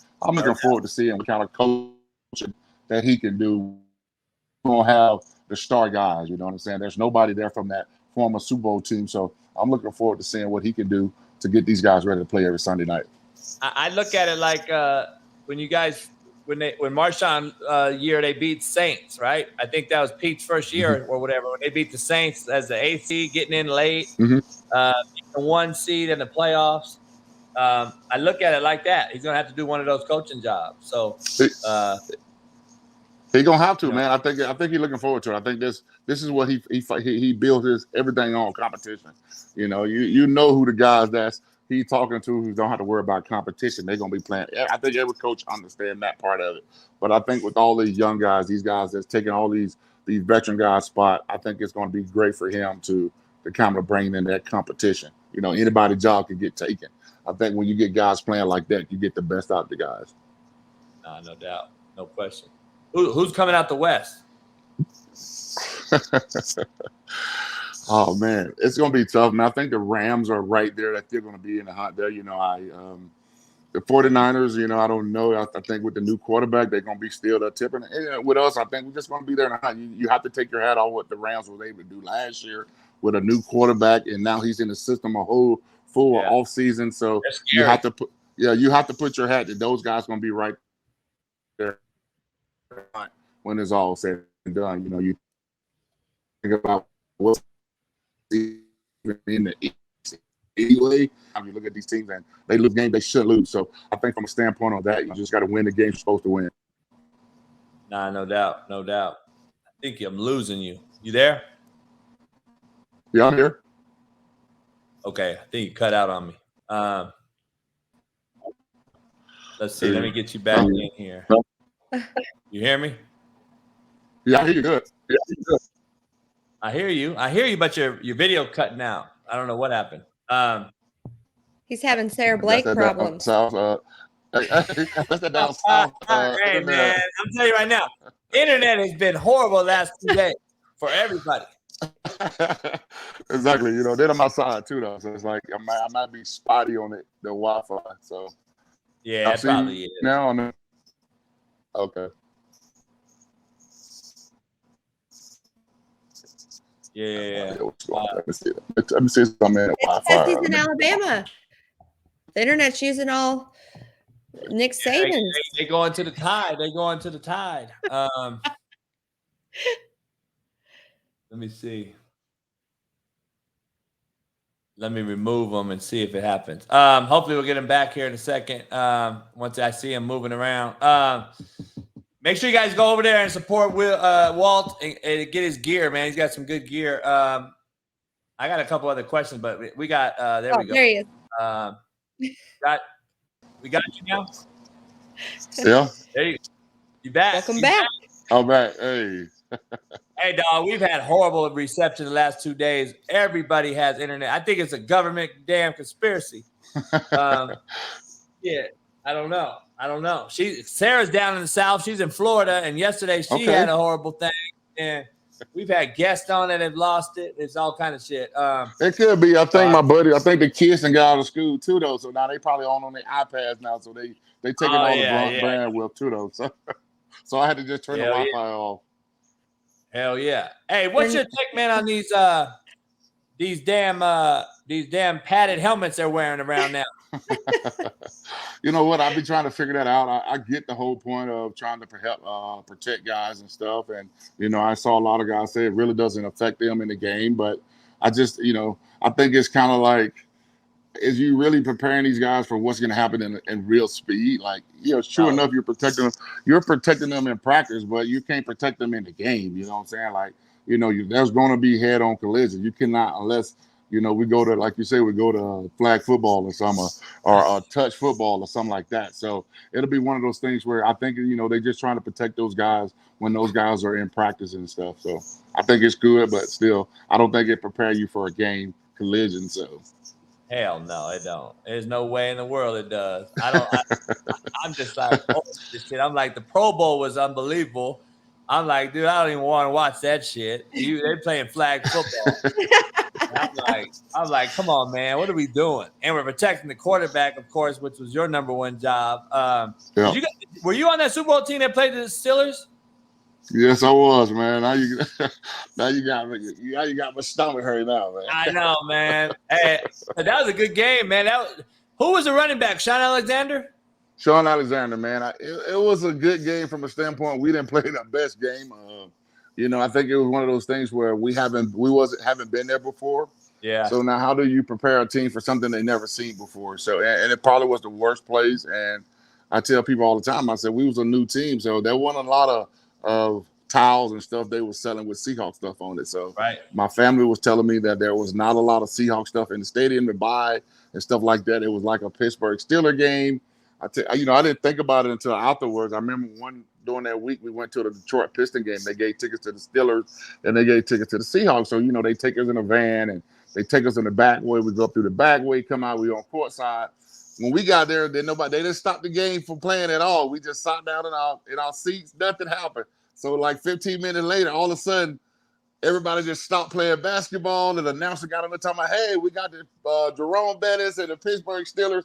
And then we didn't remember that until we got done with the game. Like, man, we kind of figured out how this game was going to turn out. But that's the way they treated us in Detroit, where if we was anywhere with the Pittsburgh Steelers and we came in, they didn't announce us, but they made sure they announced the Pittsburgh Steelers when they came into any venue, man. They did that to us. So it's one of those things. Wow. So.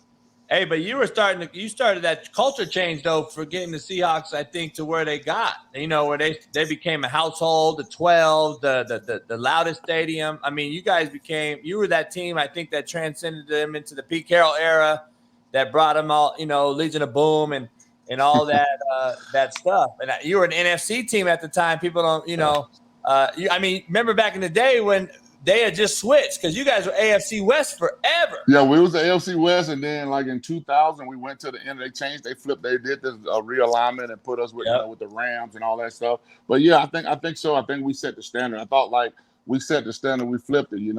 I tell people the cool thing about it was that I was able to be coached by Coach Homer for like 10 years of my career. Yeah. So that coach came in and he told us, hey, if you want to get to the Super Bowl, listen to me. So that's why I tell people all the time, I take my hat off to coaches. It's a hard job. It's one of those very, it's a time-consuming job. Whereas you're I guess you say you never turn your switch off. You know what I'm saying? So for me personally, I could turn my switch off, and I don't. A lot of times I don't think about stuff once it happened. But being with coaches, I know how you guys operate. Where you guys are always thinking about the next play. So I take my hat off to coaches because they always think about the next play. Yeah. I tell people all the time too. I'm like, when that's why I was the way I was with the kids, because like we're 365, 24/7, always there for the kid, right, or the player. Yeah. If a kid got a girl pregnant or a mother got in trouble, we're taking those 2-3 in the morning calls. The counselor, the teacher, they shut their phones off at 5 o'clock. You know what I'm saying? Yeah. And that's what people don't understand. Coaching is a different deal. And especially if you got the buy-in of the kid, you better be able to answer a call at 3 a.m. and be able to help this guy and do the thing so they buy in and they want to run through a wall for you. So, you had that roster at that time, I think. Hasselbeck was there, right? Hasselbeck. We had a nice little squad there. We had underrated QB, man, I thought he did well. Definitely. Yeah. I think he was the perfect perfect quarterback for Coach Hunger's offense. You know what I'm saying? That dink and dunk all down the field. He was. Yeah. Coach Hunger wanted to be quick, get out the huddle, get done, go, go, go. And me personally, as a player, I like to play like that because I think it keeps the defense off guard. Some guys don't like to hurry. It's not literally a hurry-up offense. It's just getting in and out the huddle. You know what I'm saying? We're going to make mistakes. It's kind of like practice. You're going to make mistakes. Let's get in out the huddle. You know what I'm saying? Make them think. If they have to think, then they can come up with a defense. But no, don't let them think. We coming after you now. So that's the cool thing I liked about it. Just that offense was just boom, boom, boom, boom. You don't have time to react. It's just happening right now. So I enjoyed that type of football. Nah, no doubt about it. What's your take on these guys right now in the NFL, man? Like, so not even NFL, professional. KD finally say he's gonna stay with the Nets today.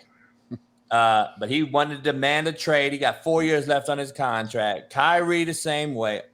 Harden the same way. Now we in the NFL, we got the dude trying to leave the Bears. He got 2 more years on his contract. We had the Kyler Murray bitching and moaning because he wanted to leave. What's your take on cats just not wanting to play their contracts out now and demanding trades at an all-time high we've never seen before? In the day, there wasn't even a negotiation, or even you wouldn't even bring it up back when you played. Now the players are basically running the league, and I think it is a detriment. Even though, I just think the hierarchy's lost. Not that you have to be controlled or anything by the business, but at the same time, I think now that once the players control the moves, I think you're going to have, fans showing up and Kawhi Leonard ain't even playing. You know what I'm saying? Like, you're going to see this guy play and he ain't playing. I just think it's a bad look for fan bases who are paying the salaries of a lot of these organizations. What do you think about these cats demanding trades and not wanting to play or stick out with their team? Like, let's win with the team I got. Like, that's my nuts philosophy. You know what I'm saying? I want to beat your ass. I don't want to go join you. I'm from that old school too. You know what I'm saying? Watching that, back in the day, a lot of times these guys talk about, they come play in this, but then I realize now it's a different league, and I think these guys have realized these guys are making so much money, coach, that they feel like, okay, I'm in control no matter that we have a coach. So these, especially in basketball, but basketball is hard for me to figure out. Football, I'm a man of my word. If I sign a deal, I'm gonna play the deal out. I've never done that. A lot of times people get mad at me when I was holding out, but I tell people when I was holding out, I wasn't on a contract. I wasn't like I was staying at home. I had signed my contract 2 or 3 years ago, and I'm not coming to work. No, I was in negotiations. I was trying to get a contract done, and then when I found out my payroll don't start to September 1st, that's when I'm coming to work. So that's the deets on that. A lot of people want to know that. But these guys are in control, coach, and I totally get it. These guys are making so much money. They have their own people. You know what I'm saying? Back when I came in, you had one person, your agent, and then the team, and that's it. The team gave you the massage person. The team gave you this person to help you move your house. Now these guys coming in with their own team. You know what I'm saying? These guys got so much money. They got so much pull because these are the guys that bring the fans in. But me, I hate the fact with the guys that, especially with basketball. I thought those guys live for basketball. Like I thought, no matter what happened, you're going to get on the court and play basketball. These guys take breaks. Like you're taking a break. Why do you take a break at practice? Play the game. You get what I'm saying? If you want to take a break, coaches do it all the time with they older guys. Hey, take a break today from practice. You know what I'm saying? Coaches have done that multiple times. Like, why do it have to be actually a game? Why is the game is the one that gets the can when you can go to practice and just chill or do something like, hey, you ain't got to practice today. You just get ready for the game. You know what I'm saying? There are ways to help these guys not say, okay, I'm just going to sit out a whole entire game or sit out 2 games or something like that. But these guys are running the league, and there's really nothing that you can change about that because these guys are making so much money. No doubt. No doubt. The league is full of Allen Iversons now. I just used that meme the other day in a tweet. Somebody was messing with me about me not being at camp, and I said, "Y'all talking about practice?" Hey, but he wanted to play with the team he had, though. He didn't give a shit. Oh my gosh. He did.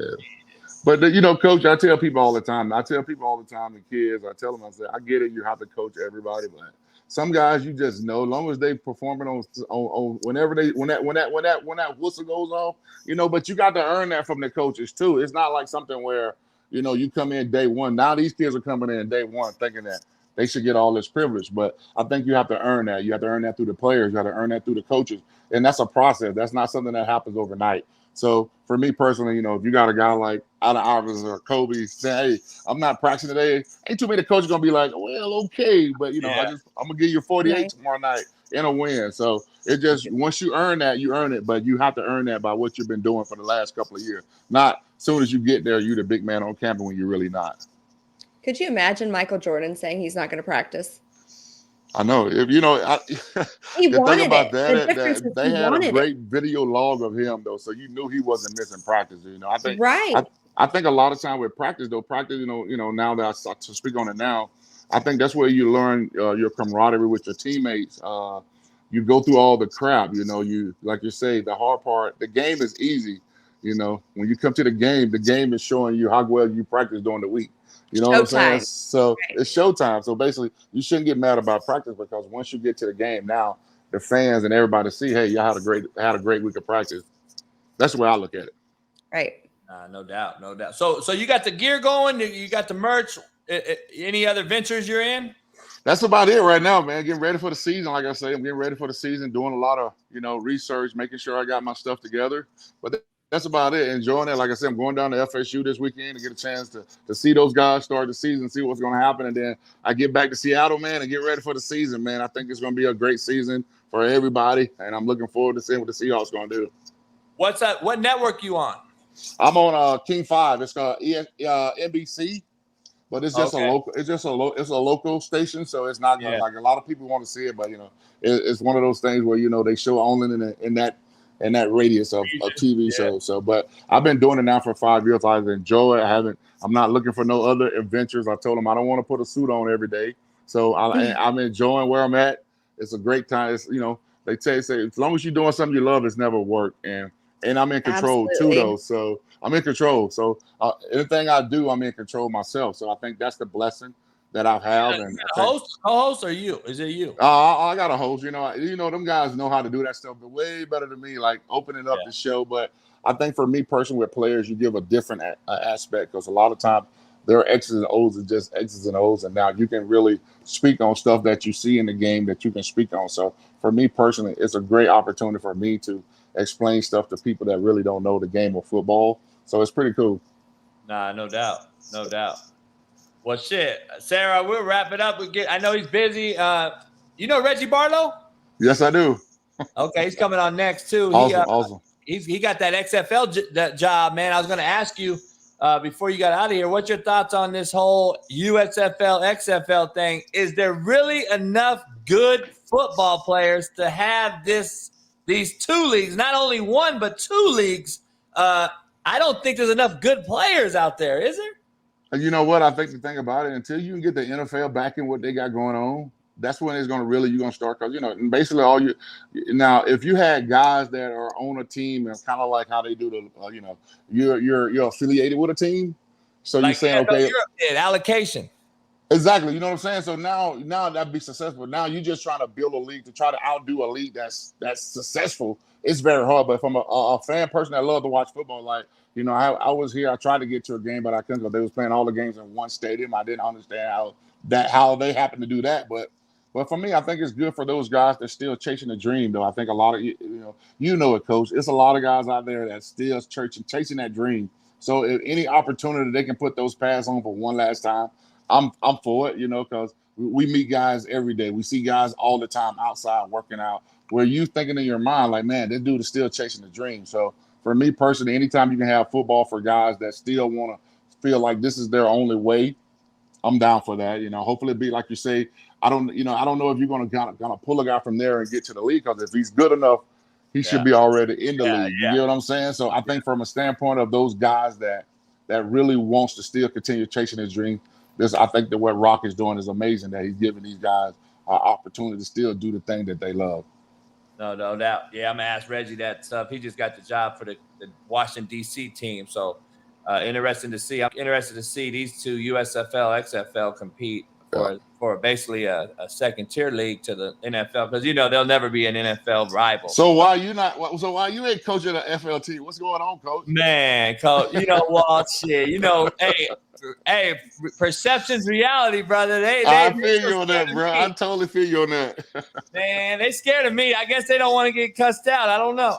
Hey, we need that in our life, though. You know what I'm saying? So, like I tell you, I'm from the old school. I got cussed out from my freshman year till I got to the NFL. So I think it's part of the game. You know what I'm saying? But I get how, I think a lot of times the parents feel like they have a say so. Sometimes they don't, but they feel like, I always tell parents all the time, when I see a kid, sometimes I was coaching when I first retired, and this parent was on me about her son playing. I'm like, man, your son don't even have a helmet to fit him.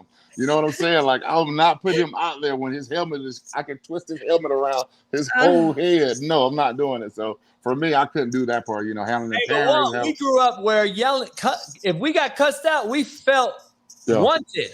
Yeah. Nowadays, you get cussed out, you feel like you sad and go cry in the corner and shit. I'm like, no, we like you, dog. Hey, they used to tell us that. Hey, they say if he ain't yelling at you, that means you ain't doing your job. If he cussing you out, that means he know you can get it done. So I think, like you say, I'm totally on your side about that part, about the yelling and cussing. And I think if you want to play, a lot of young kids are coming to me and we want to play it. And I'm like, you sure you want to play it? I said, let's go outside and see that you really want to play it. But, so I just want to make sure. I'm begging for somebody to cuss my kids out. I am. They need it, so man. They totally need it. Hell yeah. Man, I'm trying to tell you, dog, it's crazy right now. I don't know, man. I just don't. That's the reason, though. I don't know.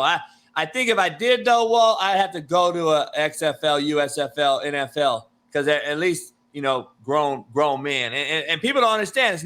It's not personal. Yeah. Like, this is to get you from point A to point B where you That's what it's all about. Yeah, it ain't personal, dog. It's all business.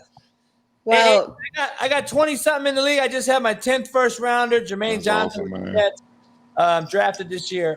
And it's like, that's why I named my book, Hate Me Now, Love Me Later. It's like, Hate me now, love me later. You're making millions. Your life is better. You got your degree. You're good citizens in the community. Like, go ahead and be mad at me all you want. Exactly. That's so true. That's so true. Yeah, man. So, hey, Walt, man, I can't thank you enough for joining us. We got to do it again. I got to come out to see you, man, in Seattle. And Hey, do that. Hey, do that, man. I got to Take come care out of you, there and have man. some oysters and shit. Show you a good time, man. Hell yeah, I'll get with you for sure, man, and I appreciate you. All right, man. Appreciate it, man. Thanks for having me on, man. Nothing but success for you, brother, man. I appreciate everything you've done. I enjoyed you when you was on the show. You know what I'm saying? So keep up the work. You know, like I said, don't bow down for nobody, right? Oh, no doubt, brother. Be you, man. Be you. Hey, I appreciate it. Hey, hope the fam's well, man, and then I'll hit you up and we'll get together. All right, man. Y'all be safe. All right, well, you too. Okay, we got this question. Okay. I want to know the answer to it too. Okay. When are you going to coach the Jayhawks? Oh, wow. The Jayhawks. Did you read that? I saw it and I was dying laughing, thinking, oh, that's exactly what they need. I mean, so listen, I don't know if you know this. Pat McAfee talked about it on his show because a couple of his guys are fans. And I went down there to talk to a class, a psychology class I was asked to go speak at. And I went to speak there, and the week before, the week after that, they had their game homecoming against Oklahoma State, and I was a guest, and they put me in the booth, and I came down, and I got a fucking standing ovation by the crowd. And KU game, they weren't very good. Obviously, there was probably 30,000. It should have been 75,000. It's 30,000 people. So they started this huge thing in Lawrence about hiring me away from Independence to be the head coach at Lawrence at KU. So it became a big thing. And I think you can win there. And right now they they just put a $400 million athletic facility. I think it's still being built, but they started building it in like 18 or 19. Unbelievable. Like, I think Lawrence is a great college town. It's different, if not better than a Norman or a Columbus. Like, these towns these real colleges don't have big cities. They're in small college towns, and those are the powerhouses. Like, unless you're an SC that's in LA metropolitan area, there's not a lot of those powerhouses in metropolitan areas.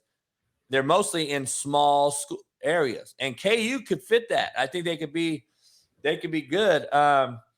So, I don't know. That'd be great, but there's people too scared to fuck with me. That's just sorry. That's what it is. It's unfortunate. You know how it is. I mean. Oh, I do. I mean, imagine the hate, it's just crazy. I don't know. It could be good though. That would be really cool. Yeah. That's what they need. They need a real coach out there. They were really excited when Les Miles was brought on. Oh my God. I know. But I don't think they would know what to do with the real coach. It's been so long. I know. We got like 3 minutes. Coach Barlow's going to hit us up. What's going on? So we haven't explained it. I want you to kind of drop the news to everybody because I don't know if they understand. Tuesdays and Thursdays, you're willing to share something.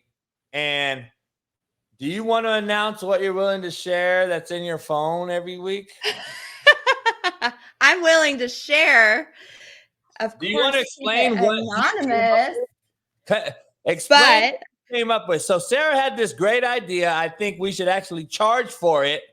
But she has an idea, and she's going to talk about sliding in something. And keep your minds clean here. And go ahead and explain that.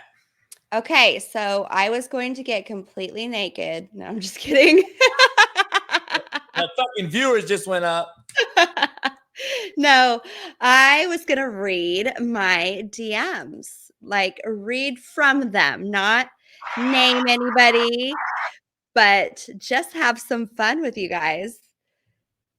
Oh, well, we got a few minutes. I don't know what you want to do. So you want to do it on Tuesday and Thursdays, and you want to use Instagram one day and TikTok the other? Instagram one day and OnlyFans the other day. OnlyFans one day, Instagram the other. What's today? Today's Instagram. Oh, shit. So do you have how many do you want to do? Oh, I mean, we could just go down this list. Oh, shit. They're fun. How many has Jay Henry sent you? Because Jay Henry is a fan of no other. He's a loyal. He actually worked for me at Indy as an analyst kid that came from Mississippi, and he's a huge fan of yours. He's in the show right now, but I gotta hear this. So Instagram today, OnlyFans on Thursday, Thirsty Thursday, by the way. Thirsty Thursday. So just you can rumble them off and whenever you're ready until we get Coach Barlow to come on. What do you guys want to hear? You want to hear these amazing confessions that I have right now? Okay. Shit. Let's see. We have. Oh, Coach just popped in. Oh, there we go. Oh, sorry. Oh, yeah. Everybody has blue balls in the room. All right. Hey, no further ado, man. We got another great guest coming on. We've had a packed Tuesday here. So appreciate everybody hitting the like button, subscribe, become a member today. Current head coach of the newly formed XFL Washington, D.C. franchise, former NFL player, played 8 years in the league, won a Super Bowl with the Bucks. Reggie Barlow is joining the show, and I appreciate him coming on today and joining us. So I'm going to welcome him in. Reggie, how you doing, Coach? JB, what's going on, man? Trying to get this thing situated here for you guys, man. Oh, yeah, you're good. Repping that XFL. This is my co-host, lovely co-host, Sara Blake, by the way. Coach. Hello. Hi there, Miss Sara. How you doing? I'm good. Sara is a Tennessee Volunteer, Coach. So she's a Tennessee Vol, and she's read up on you, and she knows you were all over, and she lives in Florida. Right and true. Yeah. She's down in Florida. Yeah. So, okay. Down in Tampa. Oh yeah, Tampa is a great place, and obviously, me being a guy from Alabama, I know all about the Alabama versus Tennessee Vols back in the day, and the hate of those two universities in the football program. So yeah. No doubt. I just had Big Walter Jones, Hall of Famer. He knows who you are well. He said you're a great dude. He just was on the show. I just talked to him, and I had Roy Williams on in the first hour, so we've had an action-packed day. Appreciate you joining us, man. I really do, taking some time. I know you guys are in the middle of, I guess, to explain everything. So you took the head coaching job, this new formed XFL, The Rock, Dwayne Johnson's deal. How'd that come to fruition? Did you just want to coach professional ball before it's all said and done, or was it just a great opportunity you couldn't pass up? Yeah, I think it was a great opportunity that I couldn't pass up. As a coach, as you know, I've talked about our team as being where your feet are and being in the present. And while you got a job, be invested in that job. While you're out of school, be invested in that school. And that was kind of the mindset that we had taken on. And just out of nowhere, we got some email from one of the executives in the XFL asking, would I be interested in being a coach, being a part of the XFL? And I'll be honest, JB, I didn't know in what role, all right? I didn't think, but as I met with him, talked with him, it was in a head coaching position. Obviously, I had been a college head coach for over 15 years or so as a head coach, mainly really all of those years at HBCU, which I feel like was a calling of mine, but I did think and wanted an opportunity to be able to coach professionally, coach some guys that I don't have to host in study hall and chase the class. So, so we decided to go ahead and change things up. No doubt. So you're in DC, right? Well, we'll be with the DC team. I'm not current. I was just in DC all last week doing a bunch of just media stuff, but I'll be with the DC team. We will have the same format or similar format as the other league, where we'll work out of one hub city. for these, first year. And that city is Arlington, Texas, which is an amazing place. A lot to do there. They really have the space to be able to do and host all the teams. And unlike the other league, we will fly out for our home games. Okay. So that's a little different. We'll get a chance to play in our stadium, which is going to be Audi Stadium in DC. So I'm looking forward to that. And we just got to be creative in how we engage our fans from Arlington until it's time for us to come play the games there on the weekend. Got you. No doubt. So how'd you get? So let me ask you this deal. HBCU alum, Alabama State. I knew you were coaching at Virginia State. You were at Auburn, weren't you? No, I wish I was at Auburn. That's a good place. I'm from Montgomery, Alabama, so I'm not far from Auburn. I'm sure there's probably were some Barlows that played at Auburn in the day. Yeah, when I was coming, I think Corey Barlow or something. Yeah. But I don't really know him. But yeah, I'm extremely familiar with Auburn program. I think I might be one of the only guys that's from Montgomery that haven't chose or picked a team between Alabama and Auburn. Like, typically you got to choose when you're from that state. Yeah. But I try to pull for all the teams within our great state of Alabama. So, yeah. No doubt. Oh, Alabama. No doubt. Oh, yeah. Let me ask you this. I got to ask you this. Being a coach and being in this, this naysayer business we're in, the thing I was going to ask you, I'm going to put, make sure you guys follow Coach on, let me try to find your ticker here. I had a ticker made for you. I don't know where it was, Christian. Find it for me. Christian? Yeah. So let me ask you this, Coach. In the business, especially when I was in JUCO and I was dealing with all these recruiters and different things like that, I had to deal with everybody, and I tried to treat everybody the same and fair. And I never told a kid where to go. I always wanted him to go to the best fit for him, so he could be the guy, not the other guy, so to speak. And there's this bad reputation that HBCU coaches get, in my opinion, that I believe a lot of, especially white coaches in the business, they knock the HBCU coaching. Is that a thing that you deal with and have to see every day and just getting tired of it? Like, man, we can coach in the HBCU. Because Dion and Eddie George, Eddie's a great friend of mine and talked to him a lot. And I was helping his new program out when he took the job. And he does a lot of financial literacy stuff with the kids and does things that I used to do with my kids. Is that like a bad, another stereotype that you have to face and say, listen, man, the HBCU can be well, but we just don't get the resources and everything that Alabama and all these guys get. But we can coach here and we get good players.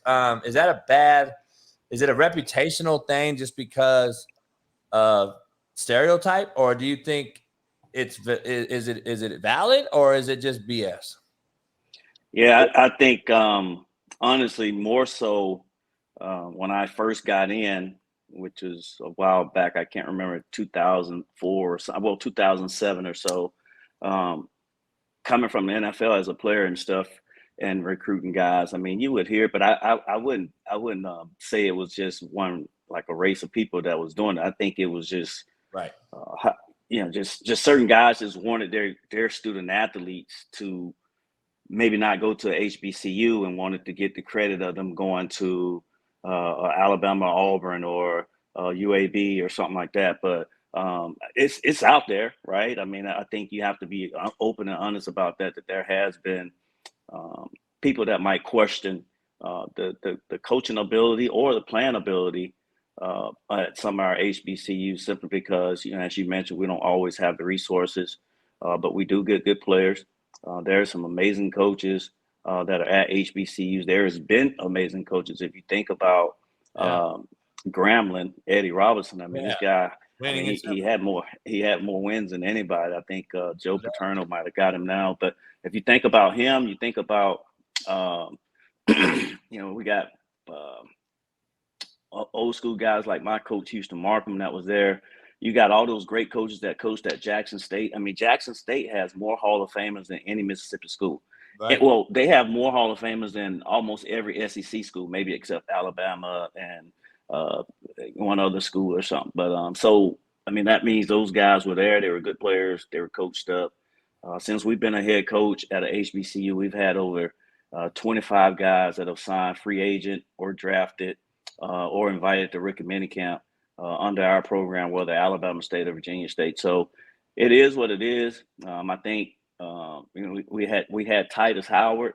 I mean, this guy was a first-round draft pick to the Houston Texans. So I mean, you just don't get to be a first-round draft pick if you don't have talent and you hadn't been coached up. So it is what it is. Obviously, I have a lot of respect for HBCU coaches, SIAC, CIAA, SWAC, MEAC, and you'll see it once this season come up, man. A lot of good guys coaching hard and good brand of football. Nah, no doubt, no doubt. What's the deal that you're dealing with now? The transition from college to the professional ranks, and you're dealing with these guys. You just saw another league just had a season. What's the day-to-day right now? Did you hire a staff? You built a staff, and now are you coaching your coaches right now into the season, or do you know when the season launches? And are you already scheduled out on your calendar as far as everything day-to-day? You know when it launches and when camp is, and are you having a draft, and how's all that working? Yeah, so I think the XFL, they've done a good job of organizing it and obviously delivering the information when they give it to us. But they do have the calendar that's built out. We have hired our director of player personnel. We have hired our team operation person, our offensive coordinator, defensive coordinator. Those people are hired. Obviously, the other people, you know who you want. They're not on paid staff right now, so. But they will be hopefully soon. So it's right now it's evaluating players. And there's so many athletes out there. You got so many. You got Fan League. You got the USFL. You got so many leagues with good players and guys that deserve an opportunity to play football. You got cuts being made in the NFL. So right now it's just about evaluating talent and trying to find guys that'll fit in what we're trying to do offensively, defensively, and special teams. So. That's really what it's about, JB. It's almost like the recruiting fair when it's time to recruit, and just sitting there and you just watching film after film and you're making your notes, and so that's basically what we're doing right now. We're blessed to have a director of player personnel and Von Hutchinson, who's been around the NFL in the scouting department. So we're just building a database of guys that we think are good players and that will be able to play for us. And then, of course, the NFL guys that are being released. I mean, obviously, you love to have some of those guys if they're not picked back up. So that's kind of where we are right now. And then, obviously, we'll spring league. So we'll start sometime over in January and go from there. No doubt. Is Bob Stoops coaching? Bob Stoops is coaching. He is coaching, and he's with the Arlington team. Great guy, great coach. Won a lot of games. Was a lot of these guys I've seen on TV, and they've done a great job in their careers. And I'm just blessed to be one of 8. Right there's Wade Phillips, who's a coach, and one of the good things, JB, I like about this thing is they do have former players. Rod Woodson, who's a Hall of Famer, is a head coach of a team. Tynes Ward, Terrell Buckley. We've played against these guys. Anthony Beck.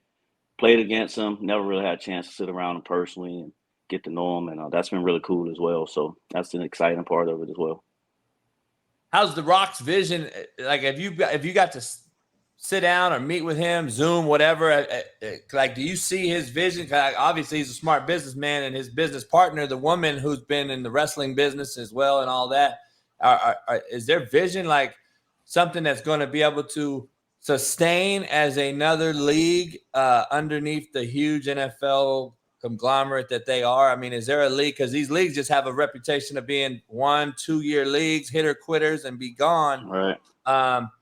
is that a two-part question? Is it scary right now or more exciting that, okay, this league may not last, I got to get back into college or get an NFL job if this league don't last for me? Or are you excited and say it's all gas, no brakes, let's go, because I believe in the Rock's business plan and I understand it and we're going to try to make this thing go? Yeah, so the other part of being a part of this league, obviously, I'm sure you've had this experience, you and Miss Sarah. When you take a job, you look at the leadership and you just don't take it because every job, right? I mean, the leadership, if it's not in place and it's not stable, then you're in for trouble. So obviously, we looked at the leadership with Dwayne Johnson, The Rock, with Miss Garcia, Redbird Capital, and then you look at Russ. And the other executive, Mark and Doug, that's been a part of NFL, understands the NFL structure. So, and then, I mean, these people have a lot of success in their businesses now. I mean, Dwayne is one of the most recognizable. I mean, he's doing everything. Yeah. And just an amazing person, man. Let me tell you, that is a down to earth, humble, amazing guy. It's been great having the opportunity to just mingle with him. I haven't had any single sit downs, but we've been, doing these combines and stuff, and he's been at many of those, and we've had an opportunity to talk. So it started with the leadership, and I thought, well, wow, with these people in place as leaders, I definitely want to be a part of it. And once we decide to do that, then it's the grasshopper mindset. We can only hop forward, right? I mean, they're one of the only insects that just can't retreat backwards, right? They have to turn around and do all that stuff. So it's a grasshopper mindset. We're looking forward and we're excited about it. It's a new scale, new wine for me to have an opportunity to coach on a professional level, to coach against great coaches. And then the other thing, JB, and you may have an appreciation for this, that although it's pro, these guys they're still not, they all want to go to the NFL, right? So just as we had college guys that wanted to compete and get a chance to go to the NFL, these guys will want the same thing. So they're pros, but they're just not quite, per se where they want to go in terms of getting to the next level. So the development phase will still be in place. The coaching the whole man mindset will still be in place in terms of, hey, when football is over, what are you going to do? So I have an appreciation for that. And that's part of it that we're looking forward to as well. No doubt. So there's still passion. Oh yeah. I mean, you got to have passion. I mean, we talk about every team that we've been involved with as a head coach. We talk about how do you spell love. Most people spell it LOVE. Well, we spell it TIME because the things that we love, we're willing to spend time with, and that's just who we are. We're heavily invested, going to be heavily invested.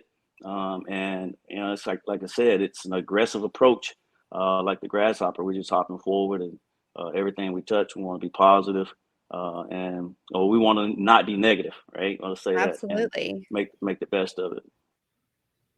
What's the big?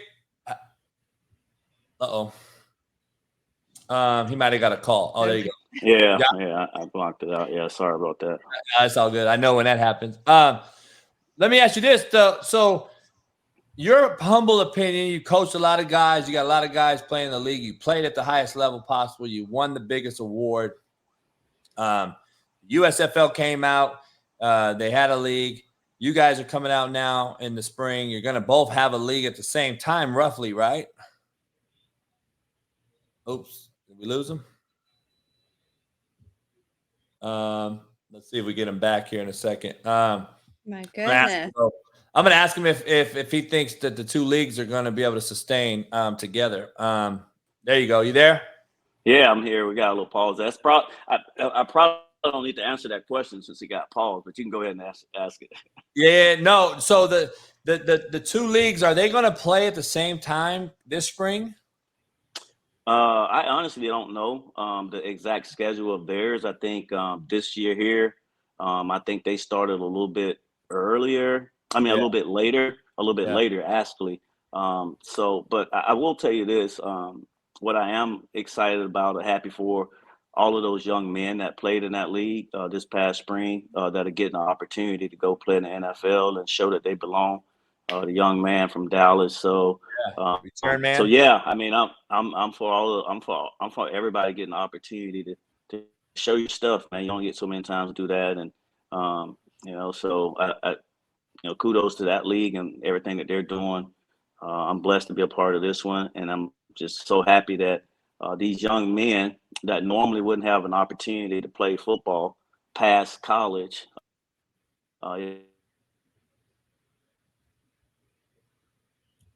We lost The him again. NFL that You hear me? coached up on what do you do on, you put your phone on what's it called, like I could coach football, but I don't know about all this technology stuff. You got to put it. We're talking to the wrong people today. Worst. Yeah, where your Yeah, I'm the calls don't worst. come through. Yeah, so Let me ask you this: you just came out and said there's a lot of talent to evaluate, and you're actually happy that you're going to see a lot of talent, and you get up to watch this film. And as I know, the eye in the sky don't lie. And is there really enough talent outside the NFL to have two leagues and sustain two leagues, yours and theirs? this, there is a lot of talent. There's a lot of people that still deserve to have the opportunity to play on a professional level. Obviously, all 50 or all 60 of them may not be up to the standards of a 53-man roster NFL guy, but definitely a majority of your guys would be guys that just need a little development, need a little time, and then more importantly, just need an opportunity. Again, you go back to the young man for Dallas, that all he wanted was an opportunity. Yeah, he's 5'7", 5'6", 5'7", 150. Right. And on paper, that don't say NFL, right? And I'm sure he's been told no a lot of times. That he's been told no a lot of times. I went to HBCU. I didn't get recruited heavily and all that stuff, but just being told. But there's a great example of, it doesn't say NFL in his statute, but his ability and what he brings to the table says NFL. And I think as long as we're seeing those type of opportunities, then it's hard not to give or hard not to have these different leagues. I mean, even having two leagues, there's still going to be arena, and then there's still going to be all these other leagues. And so, I think You still have the Kurt Warners out there. I mean, the guy just, all he did was just tore it up in Arena League forever, and finally got an opportunity and tore it up in NFL. And I think when you have those type of situations, that there is no reason not to have other opportunities for guys, because you never know.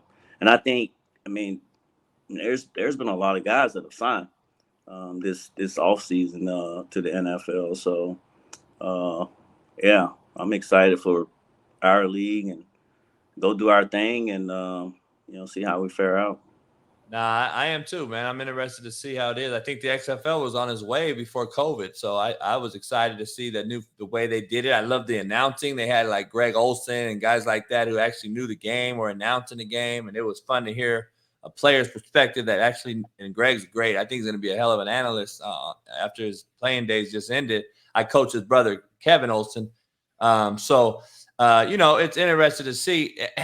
What's your take, man? Has Deion and Eddie rejuvenated your excitement for HBCU, and Deion's come out and say, we can't compete with Alabama now, but maybe in a year or two? Is that far-fetched, or do you love the confidence in him being who he is, saying what he is, and getting those kids in there and those transfers from D1s to come over to where he's at, and is it good for, obviously it's good, I believe, for HBCU, but I think it's good for football in general. But is it a new excitement in that historically black environment? Yeah, I think obviously Deion, man, he's an amazing athlete, probably the best athlete ever in life. I mean, this guy, baseball, football, I'm a huge Brave fan, so loved him when he was there, had an opportunity to play against him. He has done some things and has been a great voice for HBCU football over these last couple of years here with him going over to Jackson State. Now Jackson State, now I will admit, now they have a hell of a tradition. Again, like I mentioned, they had 5 Hall of Famers over there, like Right. back in the day. So, Right. so they've always had more attendance, right? They've always won the FCS attendance. But what he's doing, the excitement and who he is, his personality, his persona, he's a passionate guy. He wants the best for the student athletes. Obviously, the resources that Alabama or Georgia have, it's. I mean, just look at what they're getting back and money from these leagues from SEC. So it's just, excuse me, it's hard to compete with that, right? And I mean, that's Prime, right? You expect Prime to say, "Give me a year," right? Yeah. I mean, you're not gonna get from him. No, man, we can't compete with Alabama. Hey, man, give me a year, because that's Prime, and that's how he rolled.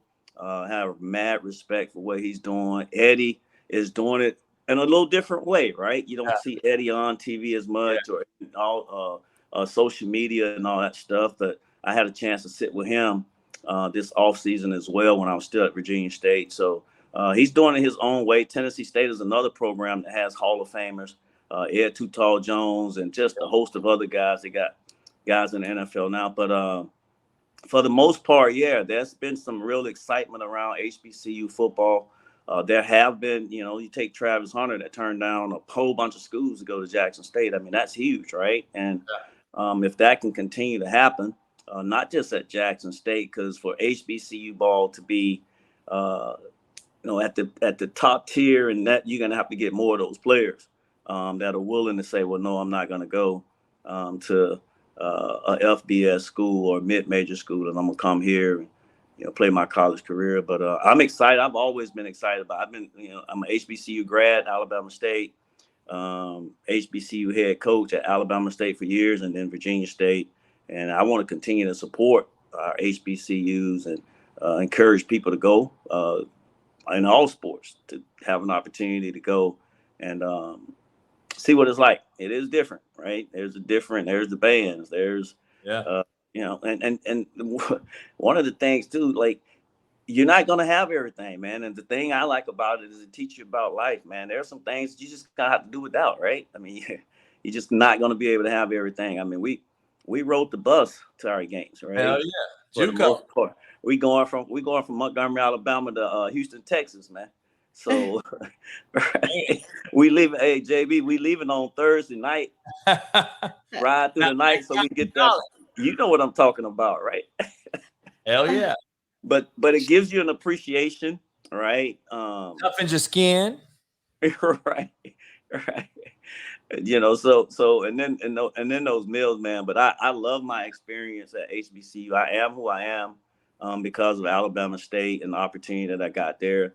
As a coach and as a former player, and being able to play in the league and stuff. So I'm excited for this season with HBCU football. I think every primetime has made everybody, especially in that SWAC, step their game up and figure it out. I mean, you got to step your game up and figure it out. And I know we've tried to do that at Alabama State and helping out our coach and with resources and all that stuff. So he can, so our guys can go out and compete. So, long answer, but I think both of those guys have done a good job of giving us some juice heading into this season. No doubt. You won a Super Bowl. Who was the head coach? Was it Gruden? John Gruden. Yeah, man, it's John Gruden. I tell you what, when you're on a good team and you have a chance to win championships, and I'm preaching to the choir, you know this, the leaders of the team, the head coach is not the leader. It's those players. It was Derek Brooks. It was John Lynch. It was Warren Sapp. It was Rondé Barber, Keenan McCardell. And not saying Coach wasn't our leader. Obviously, he was our leader. But those guys were the guys that made sure, hey, this is how it's supposed to be done. This is how we're going to compete.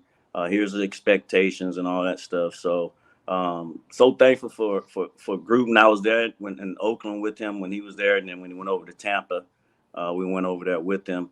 And of course, that was an amazing team. We had some outstanding players, and those guys were great teammates as well. So I was glad to be a part of that. How you feel about his whole thing? Did he get a bad rap on that deal? That from what you know about him, or is there something out there? Because there's a lot of other people out there that didn't get called out. I think we lost him again. Well, speaking of Gruden, did you see that he was supposed to take Gronk and Brady? Yeah, I The deal saw was that. almost sealed. Yeah. Dana White. Go ahead, Coach. Sorry. Yeah, I just know my experience with Coach Gruden is, I mean, he's always been good to me. I mean, and other people that we've been around. I mean, man, unfortunately, the camera or some of the things that I've said or heard or whatever, I'm just grateful that, Right. you know, but I hate that happened to him. I know his passion for football. I know what he could and would bring to the game of football just based on, you know, who he is and stuff like that. So you really hate when that type of stuff happens, but obviously, hey, he have to be held accountable, and I know he'll get through it. He's a strong guy. I've had a text conversation with him since, and yeah, he's a strong guy, so it'll be all right. Yeah, because I heard that, you know, Keyshawn came out and said some stuff on ESPN and shit, and I was like, oh man, that's crazy. I you know, growing up in LA with Keyshawn, so I was just like, I know how Keyshawn is too. So it's like, damn, you don't really know who to believe, and so it's one of those deals, man. It's a tough situation to be in, but man, shit, I know you're. So tomorrow, you told me you got a staff meeting. Huh? Have you already had some, or are you just starting to get it going? Yeah, we've been having them. I mean, this is a little different, right? I'm not sure if you ever coach like this spring league type deal. So right now, we would be really, really busy. So it's really one of those deals where you want to stay in contact. You don't want to just, hey. So right. with our coordinators and our player personnel and our team operation person, there's been a few other people hired. So just to, hey, let's catch up. Let's talk. Let's, and see if there's anything new, any new news. So yeah, we're gonna do that tomorrow. Looking forward to spending a little time with them and just kind of going from there. Nah, no doubt, man. I'm glad. I'm glad you came on, man. I haven't talked to nobody but in the XFL deal. So I got a good friend that's we're in discussions on maybe possibly doing something. But Noel Mazzoni was the OC for the New Orleans USFL team last year. Larry Fedora's team.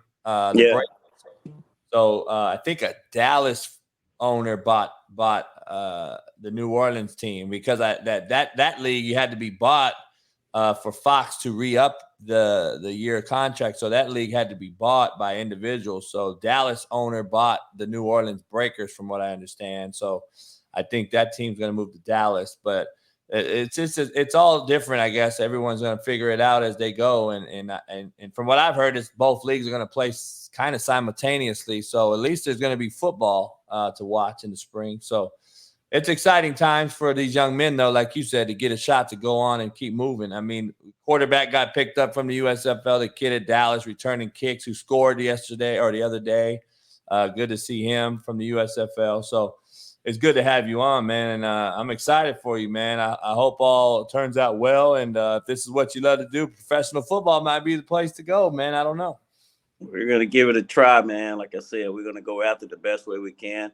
Now, the only thing that I ask of you is I need a stick recommendation, man. Not too strong because I'm not like you, right? But I do need some stick. Moderate to low. Okay. You like a mild stick. You like mild. Mild. I'm a beginner. All right, I got you. Hey, I gave Eddie George a bunch of sticks too. He smokes though. Him and Walter Jones I just had on. So my cigar, I got a Cuban that's actually launching in about a week. There you go. I'll send you some of those. Plus, I'll send you a list. I'll text you a list of things that you can get. Are you in Alabama at home right now, or are you back east? Yeah. I'm in the South right now. Yeah. Okay. So, yeah. There's a lot of good lounges and humidors out there, I'm sure. So I'll give you a list, man. I'll give you a list of good cigars that you got to have, and you got to smoke some cigars to get you ready for the season, man. Yeah, one of my good buddies, his name is Reggie as well. He just opened up one in Montgomery that everybody is like really excited about. So looking forward to visiting there when when I'm home, hang out with him a little bit. but I want to be able to speak on it like I know. So once you send me that list, I'm gonna go in there and I'm gonna be like calling these names. He's gonna be chiefing them all. Right. Give me a brick house, dog. Yeah, no doubt. Right. Shit. Right. Hey, Coach, man, it's been a pleasure. I appreciate you coming on and sharing the wealth of knowledge you have, man. And not a lot of times you get a Super Bowl champ to come on, and I appreciate you. And I know those guys, those young men, got a great leader and mentor in you. So it's good to see you go on and do this thing. And I wish you the best, man. And we'll have to do it again and hopefully hook up one day.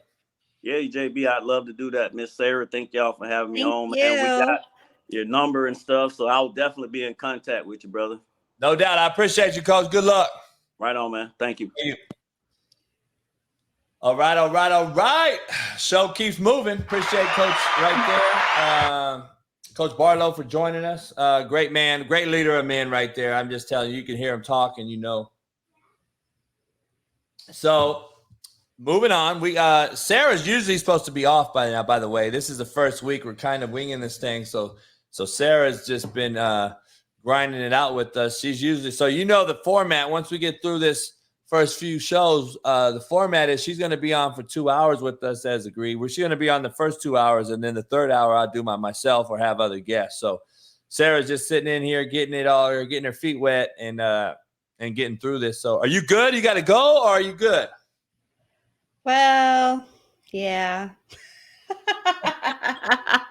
Hey, so let's end it on a couple DMs so you could give these guys their fix and we'll get you out of here and so they can look towards I know they're gonna already look towards Thirsty Thursday when you give them your TikTok or your OnlyFans DMs, which I'm sure are a lot more provocative than IG, even though I know IG probably has a bunch of crazy ones too.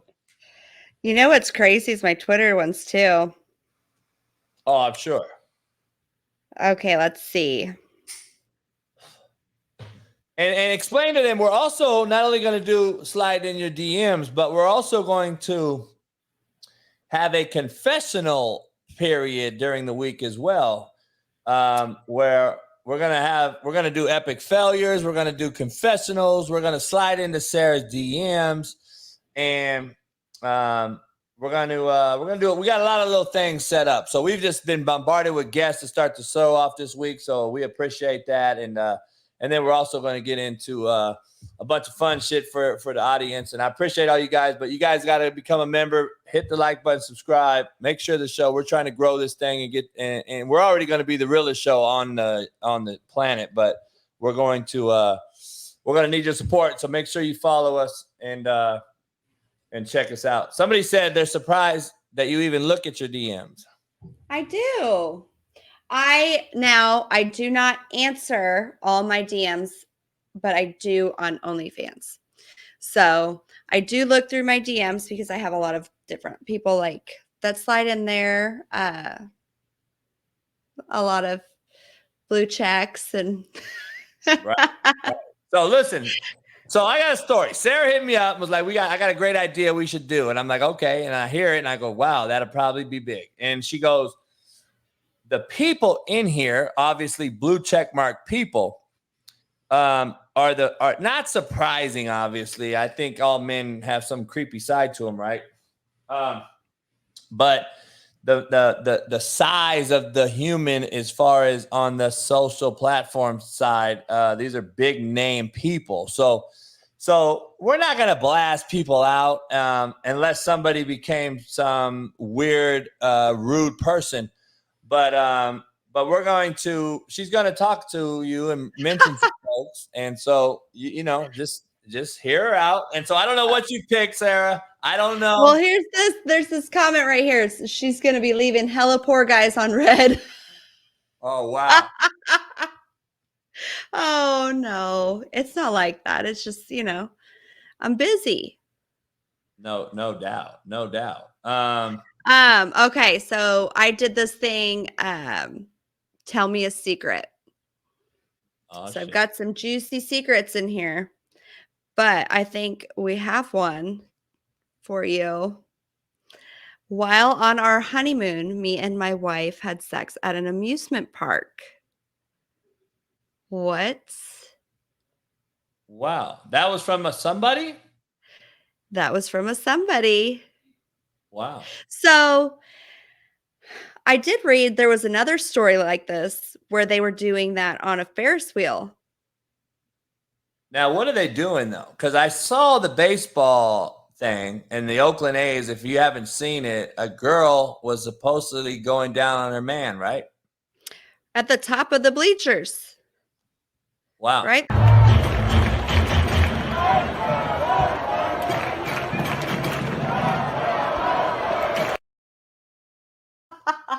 There you have it. A girl giving her man, what do you call it, Sarah? A blowy? A blowy. I've never heard the blowy term. Oh my God. That's interesting. So that happened, and then on the amusement park. So we have the amusement park deal. So that's interesting. All right. So that was a confessional DM. Confessional DM. But I Well, mean, there's just the regular. There's it yeah, gets I agree, juicy Marcy. in there. Baseball is boring after all, so you might as well get some head. But dang, isn't it hot? Yeah, maybe. Okay. I don't know. I guess I'm just bougie when it comes to that. If it's hot outside, you know what's going on down there. And I'm not taking one for the team on that level. Oh, we got one. We got a Mike Hunt. He came out and said, "This is sad, coach. To be honest, he was going to become a member, but he said, this is the product you're putting out. He can't become a member." Well, Mike Hunt, guess what? Don't let the fucking door hit you on the ass as you leave the building, you fucking pussy. Get the fuck gone then. Like, you act like we suck your dick, motherfucker. No, you were the one up in the stand sucking that guy's dick. Get your bitch ass on then. So anyway, okay, go ahead. DMs. Yes. So, oh boy. Really? These people. Oh, you might as well say the really ones, because that's the one that's going to be the fucking one. Are you reading like live ones? I mean, there's a lot. Like, I'll go through my DMs right now and I have like 99 requests. I'm sure. And it just keeps going and going. Jada, I'm sure you can share some DMs too, girl. Don't lie. I think we all can, right? Oh, yeah, all women can, I'm sure. Shit. Let's see if there's a blue check right now. Well, there was one that was kind of fun. I would love to have him on the show. Oh, shit. But I don't know. I might have just that relationship. I would get pictures all the time.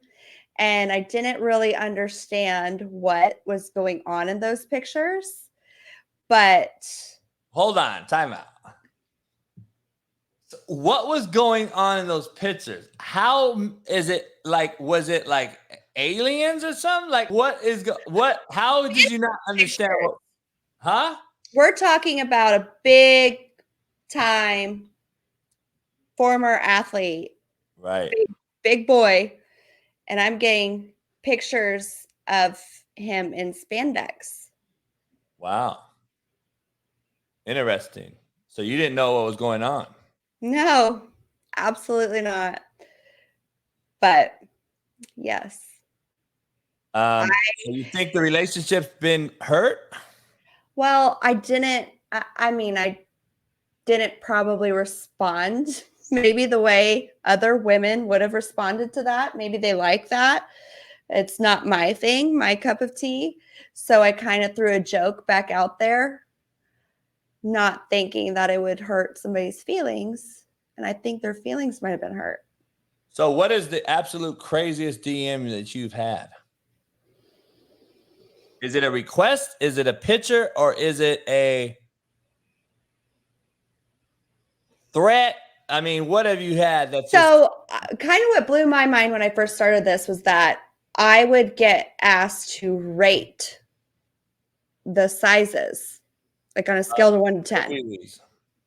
Yeah. Really? What do you I mean? didn't. You got multiple guys all together saying rate my size? This is a very common thing. No way. Yes. But wait, are these guys all in collusion? No. Oh, so I just mean, like, just sends you that. yep. Wow. Now, is that on Instagram or OnlyFans? Both. Now, on OnlyFans, are you obligated to answer? I mean, I do. There you go, people. You learn something new every day. Oh, Hell here. yeah. Hell yeah. But they got to pay, though. Oh, yeah. They got to pay to play. Yes. Hell yeah. Hell yeah. Hell yeah, Dan. I just answered that for you before you even had to say it. They got to pay to play, dog shit. I actually, so $39 on this motherfucker. You guys are getting $100 worth of shit. it was not David Ortiz, but I did have the opportunity to host a party for his Hall of Fame induction in California that I was not able to attend. Okay. By the way, are you allowed to speak on the PB magazine? Not yet. All right. That's why I don't want to let nobody know. Okay. Soon. Sara is on the cover of FHM, by the way. A lot of you guys have already seen that. So I'm sure you see all the she goes through a lot of stuff. So in her DM. So what is the but she got the office lined out now. You got the yes working. Everything is, I mean, we're ready to go. We're ready to rock. Hey, we're just getting started. We're just filling each other out. We're getting this thing going. We've had a shitload of guests on. Appreciate what all the guests that have came through. And like I said, we have all kind of ideas we're going to make this show into. We're going to do a lot of fun shit during the show, especially when it's just me and Sara, which we haven't been able to do yet because of all the great guests. So I appreciate everybody. I think everybody's being entertained. You're getting a lot of good information, a lot of good banter. We're 2.5 hours already on both audio and video. So it's been a great first 2 days after the technical issues and all that aside. I think we've still stepped up and made it happen. So Jackson Reed, shut up. You're not even a member. Become a member. And you're not going to the vodka, we took down the vodka, but I still have it, Jada. So if you want vodka, we can get it to you. Order the whiskey with the bikini. But if you're a vodka girl, go ahead. Yeah, I appreciate you. You got to get the bikini.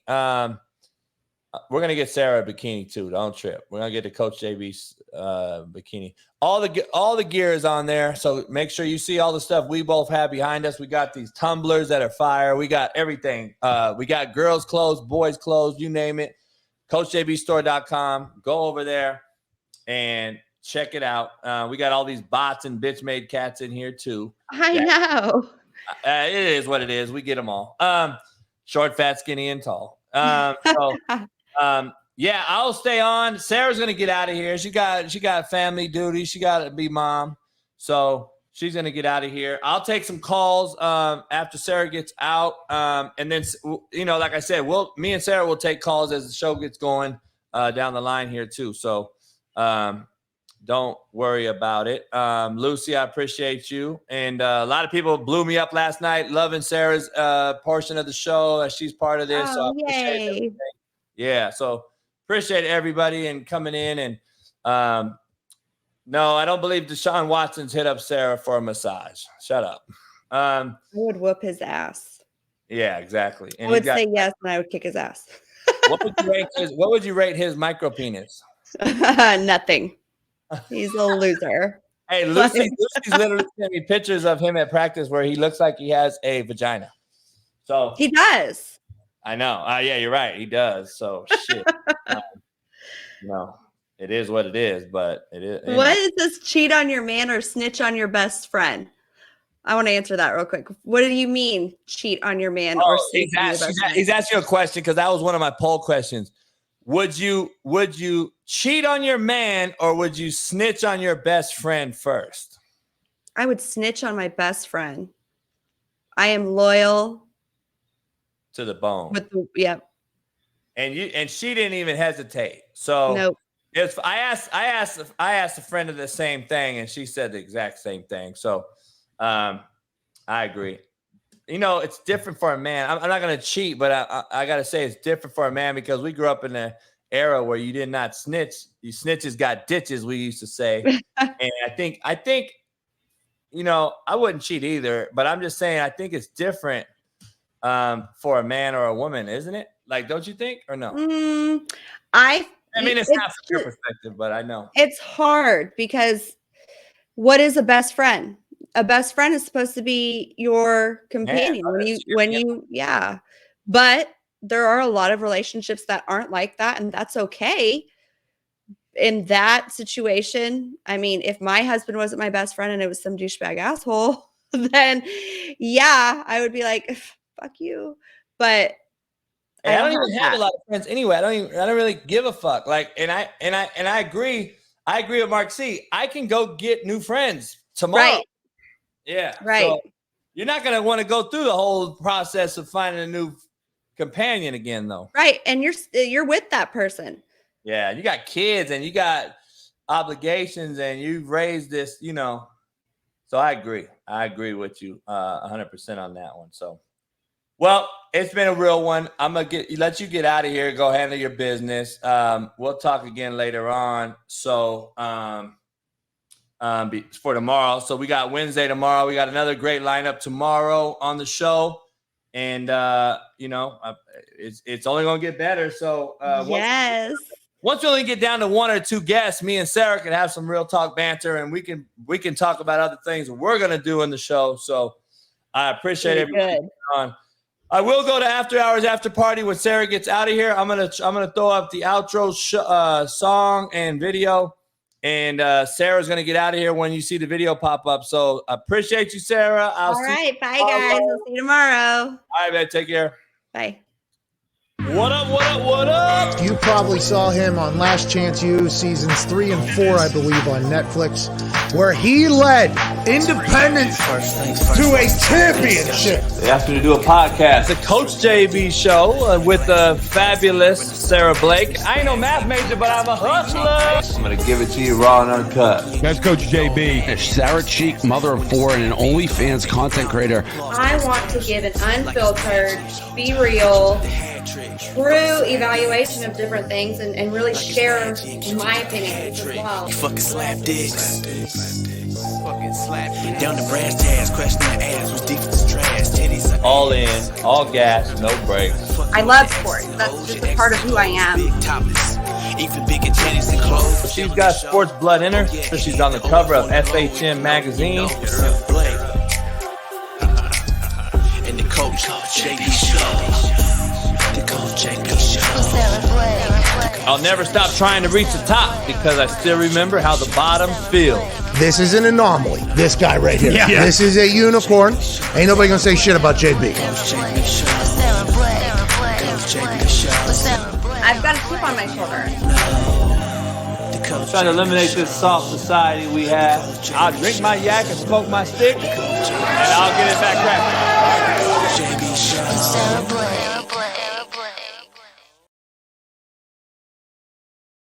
All right.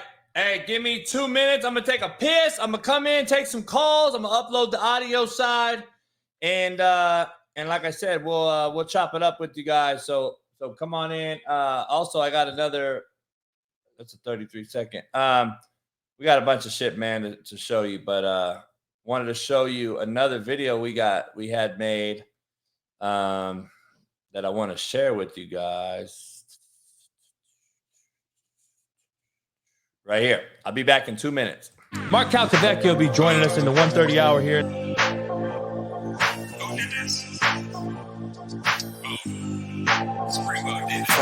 Make sure that I use this time wisely, man. What up, dog?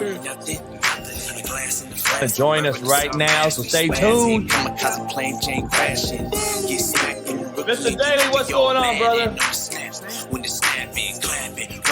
applause, close caption, like it's magic. Hit you with the hat trick, you fucking slap My boy Dari. dicks. Dari, what's going on, brother? Like it's magic, hit you with the hat trick, you fucking slap dicks. I ain't no math major, but I'm a hustler. Down the brass tags, crashing the ass, was defense trash, titties and ass. Fucking with the ass. I'm the squirrel trying to get a nut, dog. I'm trying to get like big titties and clothes, stealing the show.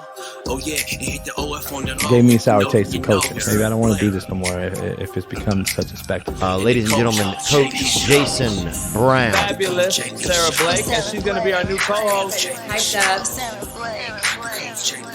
Sara Blake.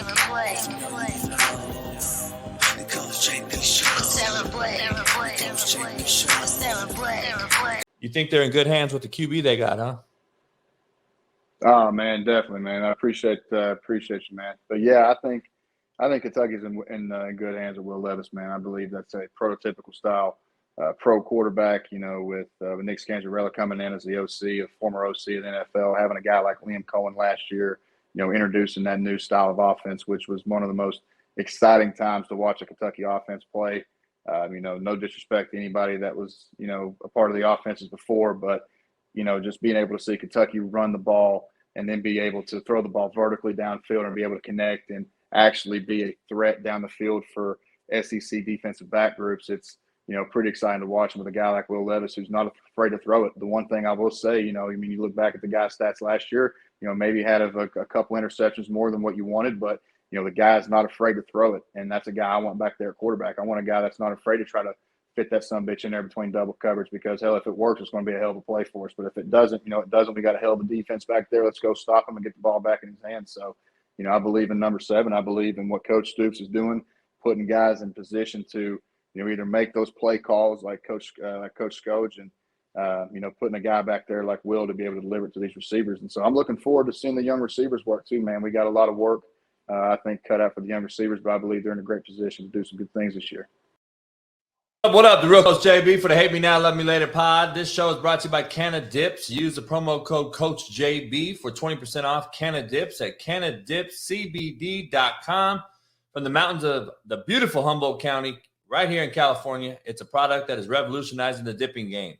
Canna Dips is a CBD product that is tobacco-free, nicotine-free dip alternative. It is packed with long-lasting flavor that is neat, discreet, and easy to use. Comes in 5 core flavors: wintergreen, mint, citrus, mango, and American spice. What real man rubs lotions on their bodies or eats gummies? Hanging honkers of Canna Dip CBD liberates your manhood and allows you to chaw in the office and quit playing sneak-a-chew with the wife. Use the promo code Coach JB for 20% off at CannaDipsCBD.com. Tell them the real Coach JB sent you. Peace. Fuck Ellsworth. Look what happened to Ellsworth. People think I called the best football player in America. And then there's the timeout. People don't talk about it. I tell the story all the time. I said, this is a true story. Rakeem's going to tell you what it is. We played Ellsworth. We're backed up on the 1-yard line, and we have to go. It's right before half. And I'm like, well, we got to hand the rock off, right? I got coaches in my ear. I got fucking Malik telling me this. I got all this.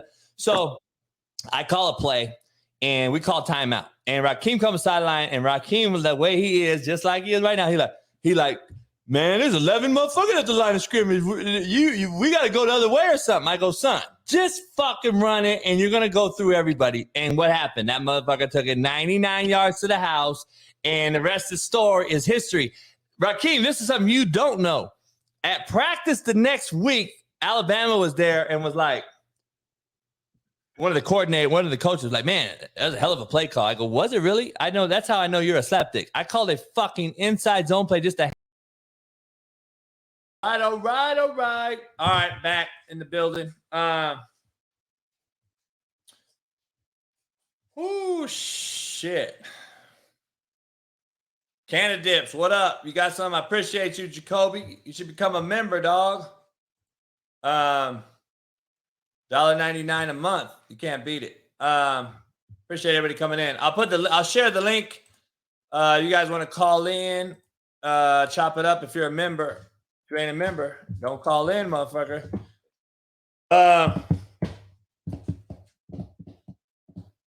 The link is in the chat, so you can call in if you want to chop it up real quick. Give me your thoughts on the new formatted show. if you want, go ahead. Jeremiah, what up? You got that hoodie or that sweater on, huh? Yeah, I got the hat, which I don't think you saw.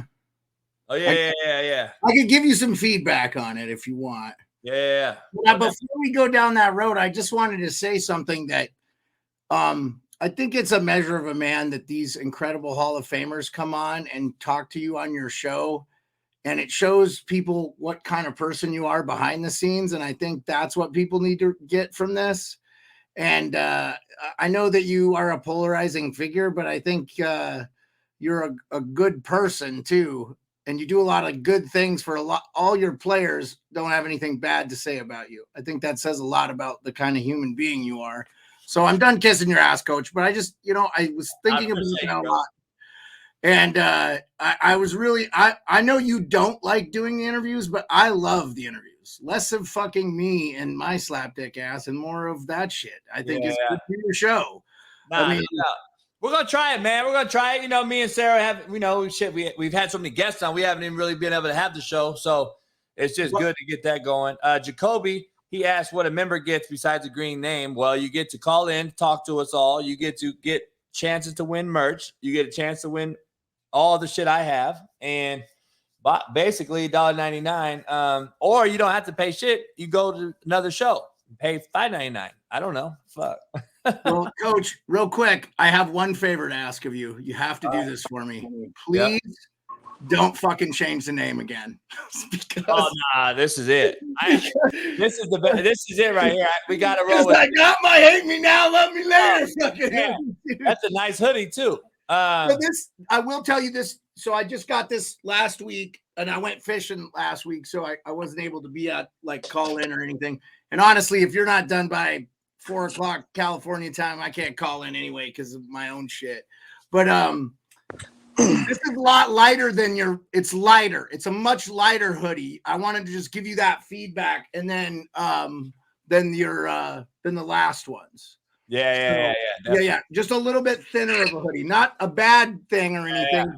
Just to let you know, the sweatshirt though is nice and thick. So I'll wear this in the wintertime all the time, which, it's already cold here. So 6 weeks of rain. Yeah. What up, Oath? What's up, motherfuckers? Hey, Josh. Chilling. How y'all doing, man? Oh, man, we hanging in there. Same old shit, different toilet bowl. Yeah. I like the new look. And I didn't know she knew that much about college football because, quite frankly, I don't fucking like college football. But, she's knowledgeable. And I was going to tell her. Personally, yeah, she knows football. If I get a chance to talk to her, I have a couple of stories. I deployed overseas with some Tennessee boys, and I have some funny stories about the Tennessee Volunteers. But, hey, I'll let Josh hoop it up with you, Coach. I just wanted to say, hey, and I think you're doing a great job. And sometimes it's nice to hear it from somebody else. And I'm all about being grateful for the life I have. So I remember digging a dumpster for my next meal when I was a kid. So that shit doesn't leave me. And I just appreciate everything I have. I also appreciate the time you give me on your show. So I just wanted to be grateful for it. I appreciate you, Coach. I appreciate you, brother, coming on. Okay. See ya. Take care, Josh. See you, big dog. What up, Oops? What's up, big dog? Man, just chilling. Hey, another day, another dollar. I don't know if by chance we're going to link this weekend, but if we do, bro, I got a fucking gang of fresh bluefin tuna I was going to get. Oh, really? Oh, bro. Just make you some poke and give you a couple slabs, but my boss came in, literally had like fucking 15 pounds already filleted. Damn. Bruh. But listening to the show, bro, just talking about like all the soft shit that's going on with the fucking what are those goddamn fucking padded helmets they got going? Yeah, what are they called? The Guardian caps? Guardians or something like that? Guardian. Like what the way things are going, in your opinion, do you think that football is heading towards a basically 7-on-7 like league? Man, if it Like ever, like honestly, it has gotten so fucking soft. Like, I don't know, man. It's disturbing me, man. It really is. It's hard to watch it, and it's all sports: football, basketball, everything, baseball. Like you can't do anything no more. We got kids getting beamed, hugging each other. Like it's every single sport, every aspect of everything we do. So. I don't know, man. I don't know. If it ever went to that, I mean, it's just going to be a fucking end of the world. We should be a fucking third world country. But in your opinion, like guys like you and I, like I don't even know if I want to go back coaching because I don't know if I want to deal with these fucking kids and their attitude and shit like that. But if guys like us and especially guys like yourself, like if we're not willing to go back and instill that type of mentality, like how do we, how do we change this?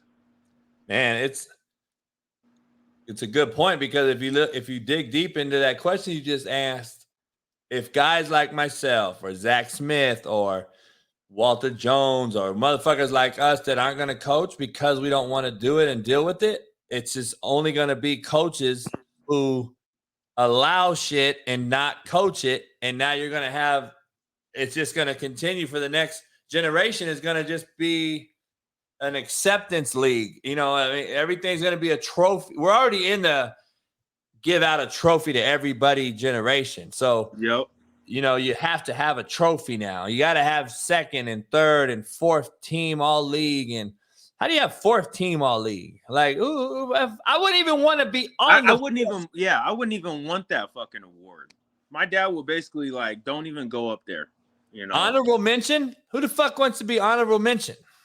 That's basically honorable mention was basically saying you wasn't good enough to be first, second, or third. That's what I'm saying. Like, dog, I don't know. I agree with first and second team. You know what it is? I mean, I'm cool with second, barely, but I'm cool with that. But third, fourth, like honorable mention, fucking participation trophies is what we're giving out now. Yeah. No, it's. I mean, it's like you said. It's not just football. It's across the board. Like this generation is just entitled. It's like nobody wants to work hard anymore. Like you said, nobody's eating fucking bologna sandwiches with fucking grease all over them anymore. Like it's got to be a perfect cut slice of bread with the edges cut off and fucking cut in half. Like. I don't know, bro. Yeah, here's the life. This is the perfect. I'm gonna share. This is what what we deal with. All right. 2 twin guys got married. Listen to this shit. 2 twin guys got married, and the mom, and their sons that they adopted are genetically brothers as well as cousins now. Now, what in the fuck does that even mean? What does that mean? I don't know. I'm still tripping off of the one where you said, what was it? The son got married, the gay dude got married, and the mom was having the baby. Remember that one? Yeah. So your son of your 2 son gay men. The mom had her son's gay man kid. So she's not only the mother, she's the grandmother. That's like, it don't even fucking sound right, bro. Like what? No, wait up. Isn't she the sister too? Fuck, I don't know, bro. I don't get it, dog. I don't get it. Jada, I can't say it again. I don't get it. Apparently, 2 twin men, Jada, got married. And they had kids from a surrogate or whatever the fuck, however it works out. The kids came out as brothers and cousins now, apparently. So. It sounds like some inbred shit to me, bro. Holy shit. And them kids wasn't a fucking Cyclops or anything? I don't know. I'm so confused on the whole thing. I don't know. I don't even know where to begin. So I don't know how it even. God damn. Dog. Where was that? Like in the hills of fucking West Virginia or what? Fuck, dog. God damn. This shit is It's fucking blows my mind. I don't get it. I can't answer that shit. I don't even know where to begin. That's crazy. Another thing that I was thinking about whenever you guys were talking, why is it not really, we hear a lot about, these the troops coming back from war and having, problems adapting to the real, and obviously it's not as significant or it's not like as traumatic as football players, obviously comparing them to going to war. But I honestly don't think that people have, like, the general public don't know, like, or don't understand, like, how hard the transition is for a football player who's been playing his whole life. This doesn't make it to the league or to, any of the XFL or any of these leagues that they have now. But just how hard it is for D1 athletes, especially, making that transition, even with a degree. Like I said, I have 2 degrees, and making that transition to me was probably the toughest thing I ever had to go through. And it's crazy that, I don't know, like, everybody sees these kids on TV, see them playing in bowl games, getting NIL deals and stuff. But in reality, less than 1% of those kids are going to make the NFL an actual occupation for themselves, and enough money to where, it's going to be sustainable for them for years and years. Like, the backstories of, like, how hard, I don't know. What are your thoughts? Stories are all changed, dude. It's all fucked up. It's so different now. I don't know if there's even a such thing as what it once was. I mean, everything's it's so watered down. It's so, okay. So I'm clear. I just got clarified by somebody in the chat, and somebody hit me up. So basically, it was 2 twin brothers who married twin sisters. They had kids, but they're saying genetically that they're both brothers and cousins. But I still don't get it.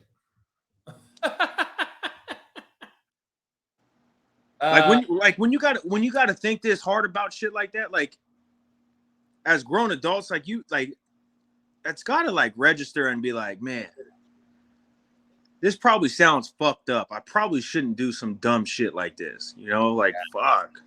Yeah, I don't get it, dog. It's fucking weird. Yeah, you're right, Jay. The flowers in the attic type shit. Apparently, Joe Biden's going to give us loan forgiveness.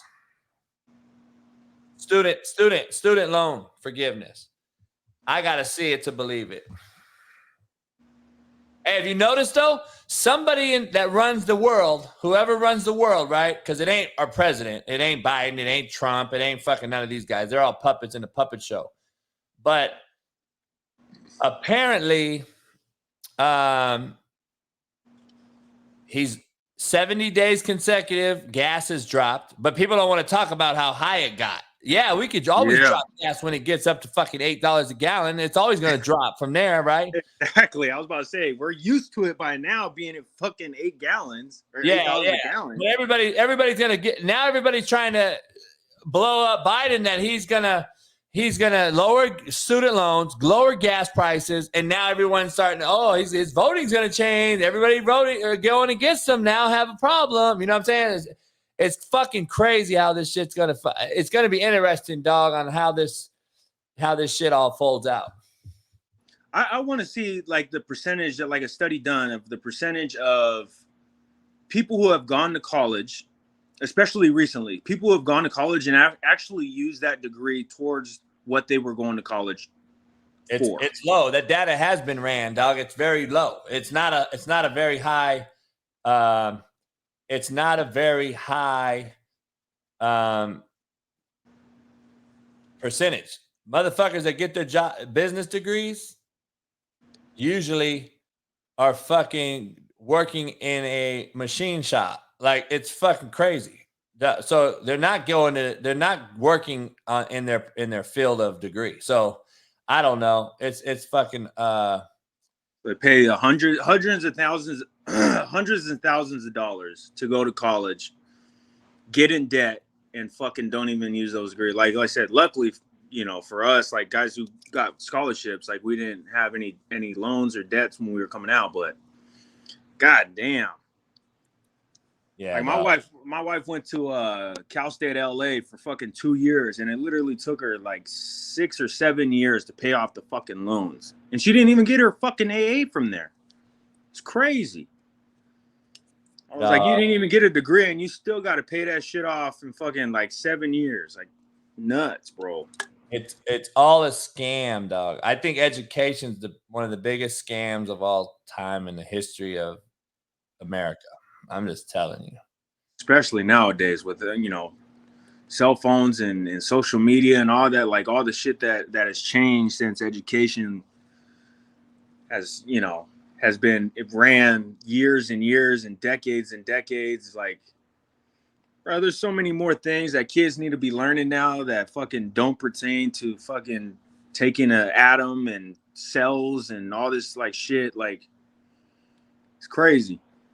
Yeah, dog. Who the fuck is who's doing any of this? Like, I don't understand it. Like, I don't know. It's never going to my opinion, it's never going to equal the time you put in school or the money you made. You're never going to get it back. I just being honest. I don't think you're ever going to get it back. Yep. But who knows, dog? We'll see. We'll see how it ends up unfolding. But I don't know. It's fucked up, dog. It's really fucked up. Life we got, but it is what it is. You got to adapt or overcome, right? Yep. Preach. Shit. Fuck. I don't know. Yeah, I'll let you know if we're gonna play this weekend though. For sure. Yeah, and if not, I mean, even if not, my wife just ordered all of our podcast stuff. So okay, cool. Yeah, we can chop it up anytime, dog. We can chop that up anytime. Getting kind of a basic layout, what's acceptable, what's not, like what we can do, say, what, all that kind of shit. Like, if we're wearing Nike gear, is fucking Nike gonna come after us? That type of shit, Yeah. Nah, they can't. Okay. Yeah. But, they can't. Like, they can't those type of questions. So. Yeah. So you ain't got to worry about that shit. But I appreciate it, Oz. I'll email you for sure. I'll see you on the show this week or whatever, and I'll let you know. For sure. Great time as always, man. All right, brother. I appreciate you. All right, so. Hey. Peace. Man, I appreciate everybody coming in. We're gonna get up out of here. 3 hours on the show, and I gotta get out of here, get these dogs right, and go eat something, man. So, hey, man, I appreciate everybody coming in.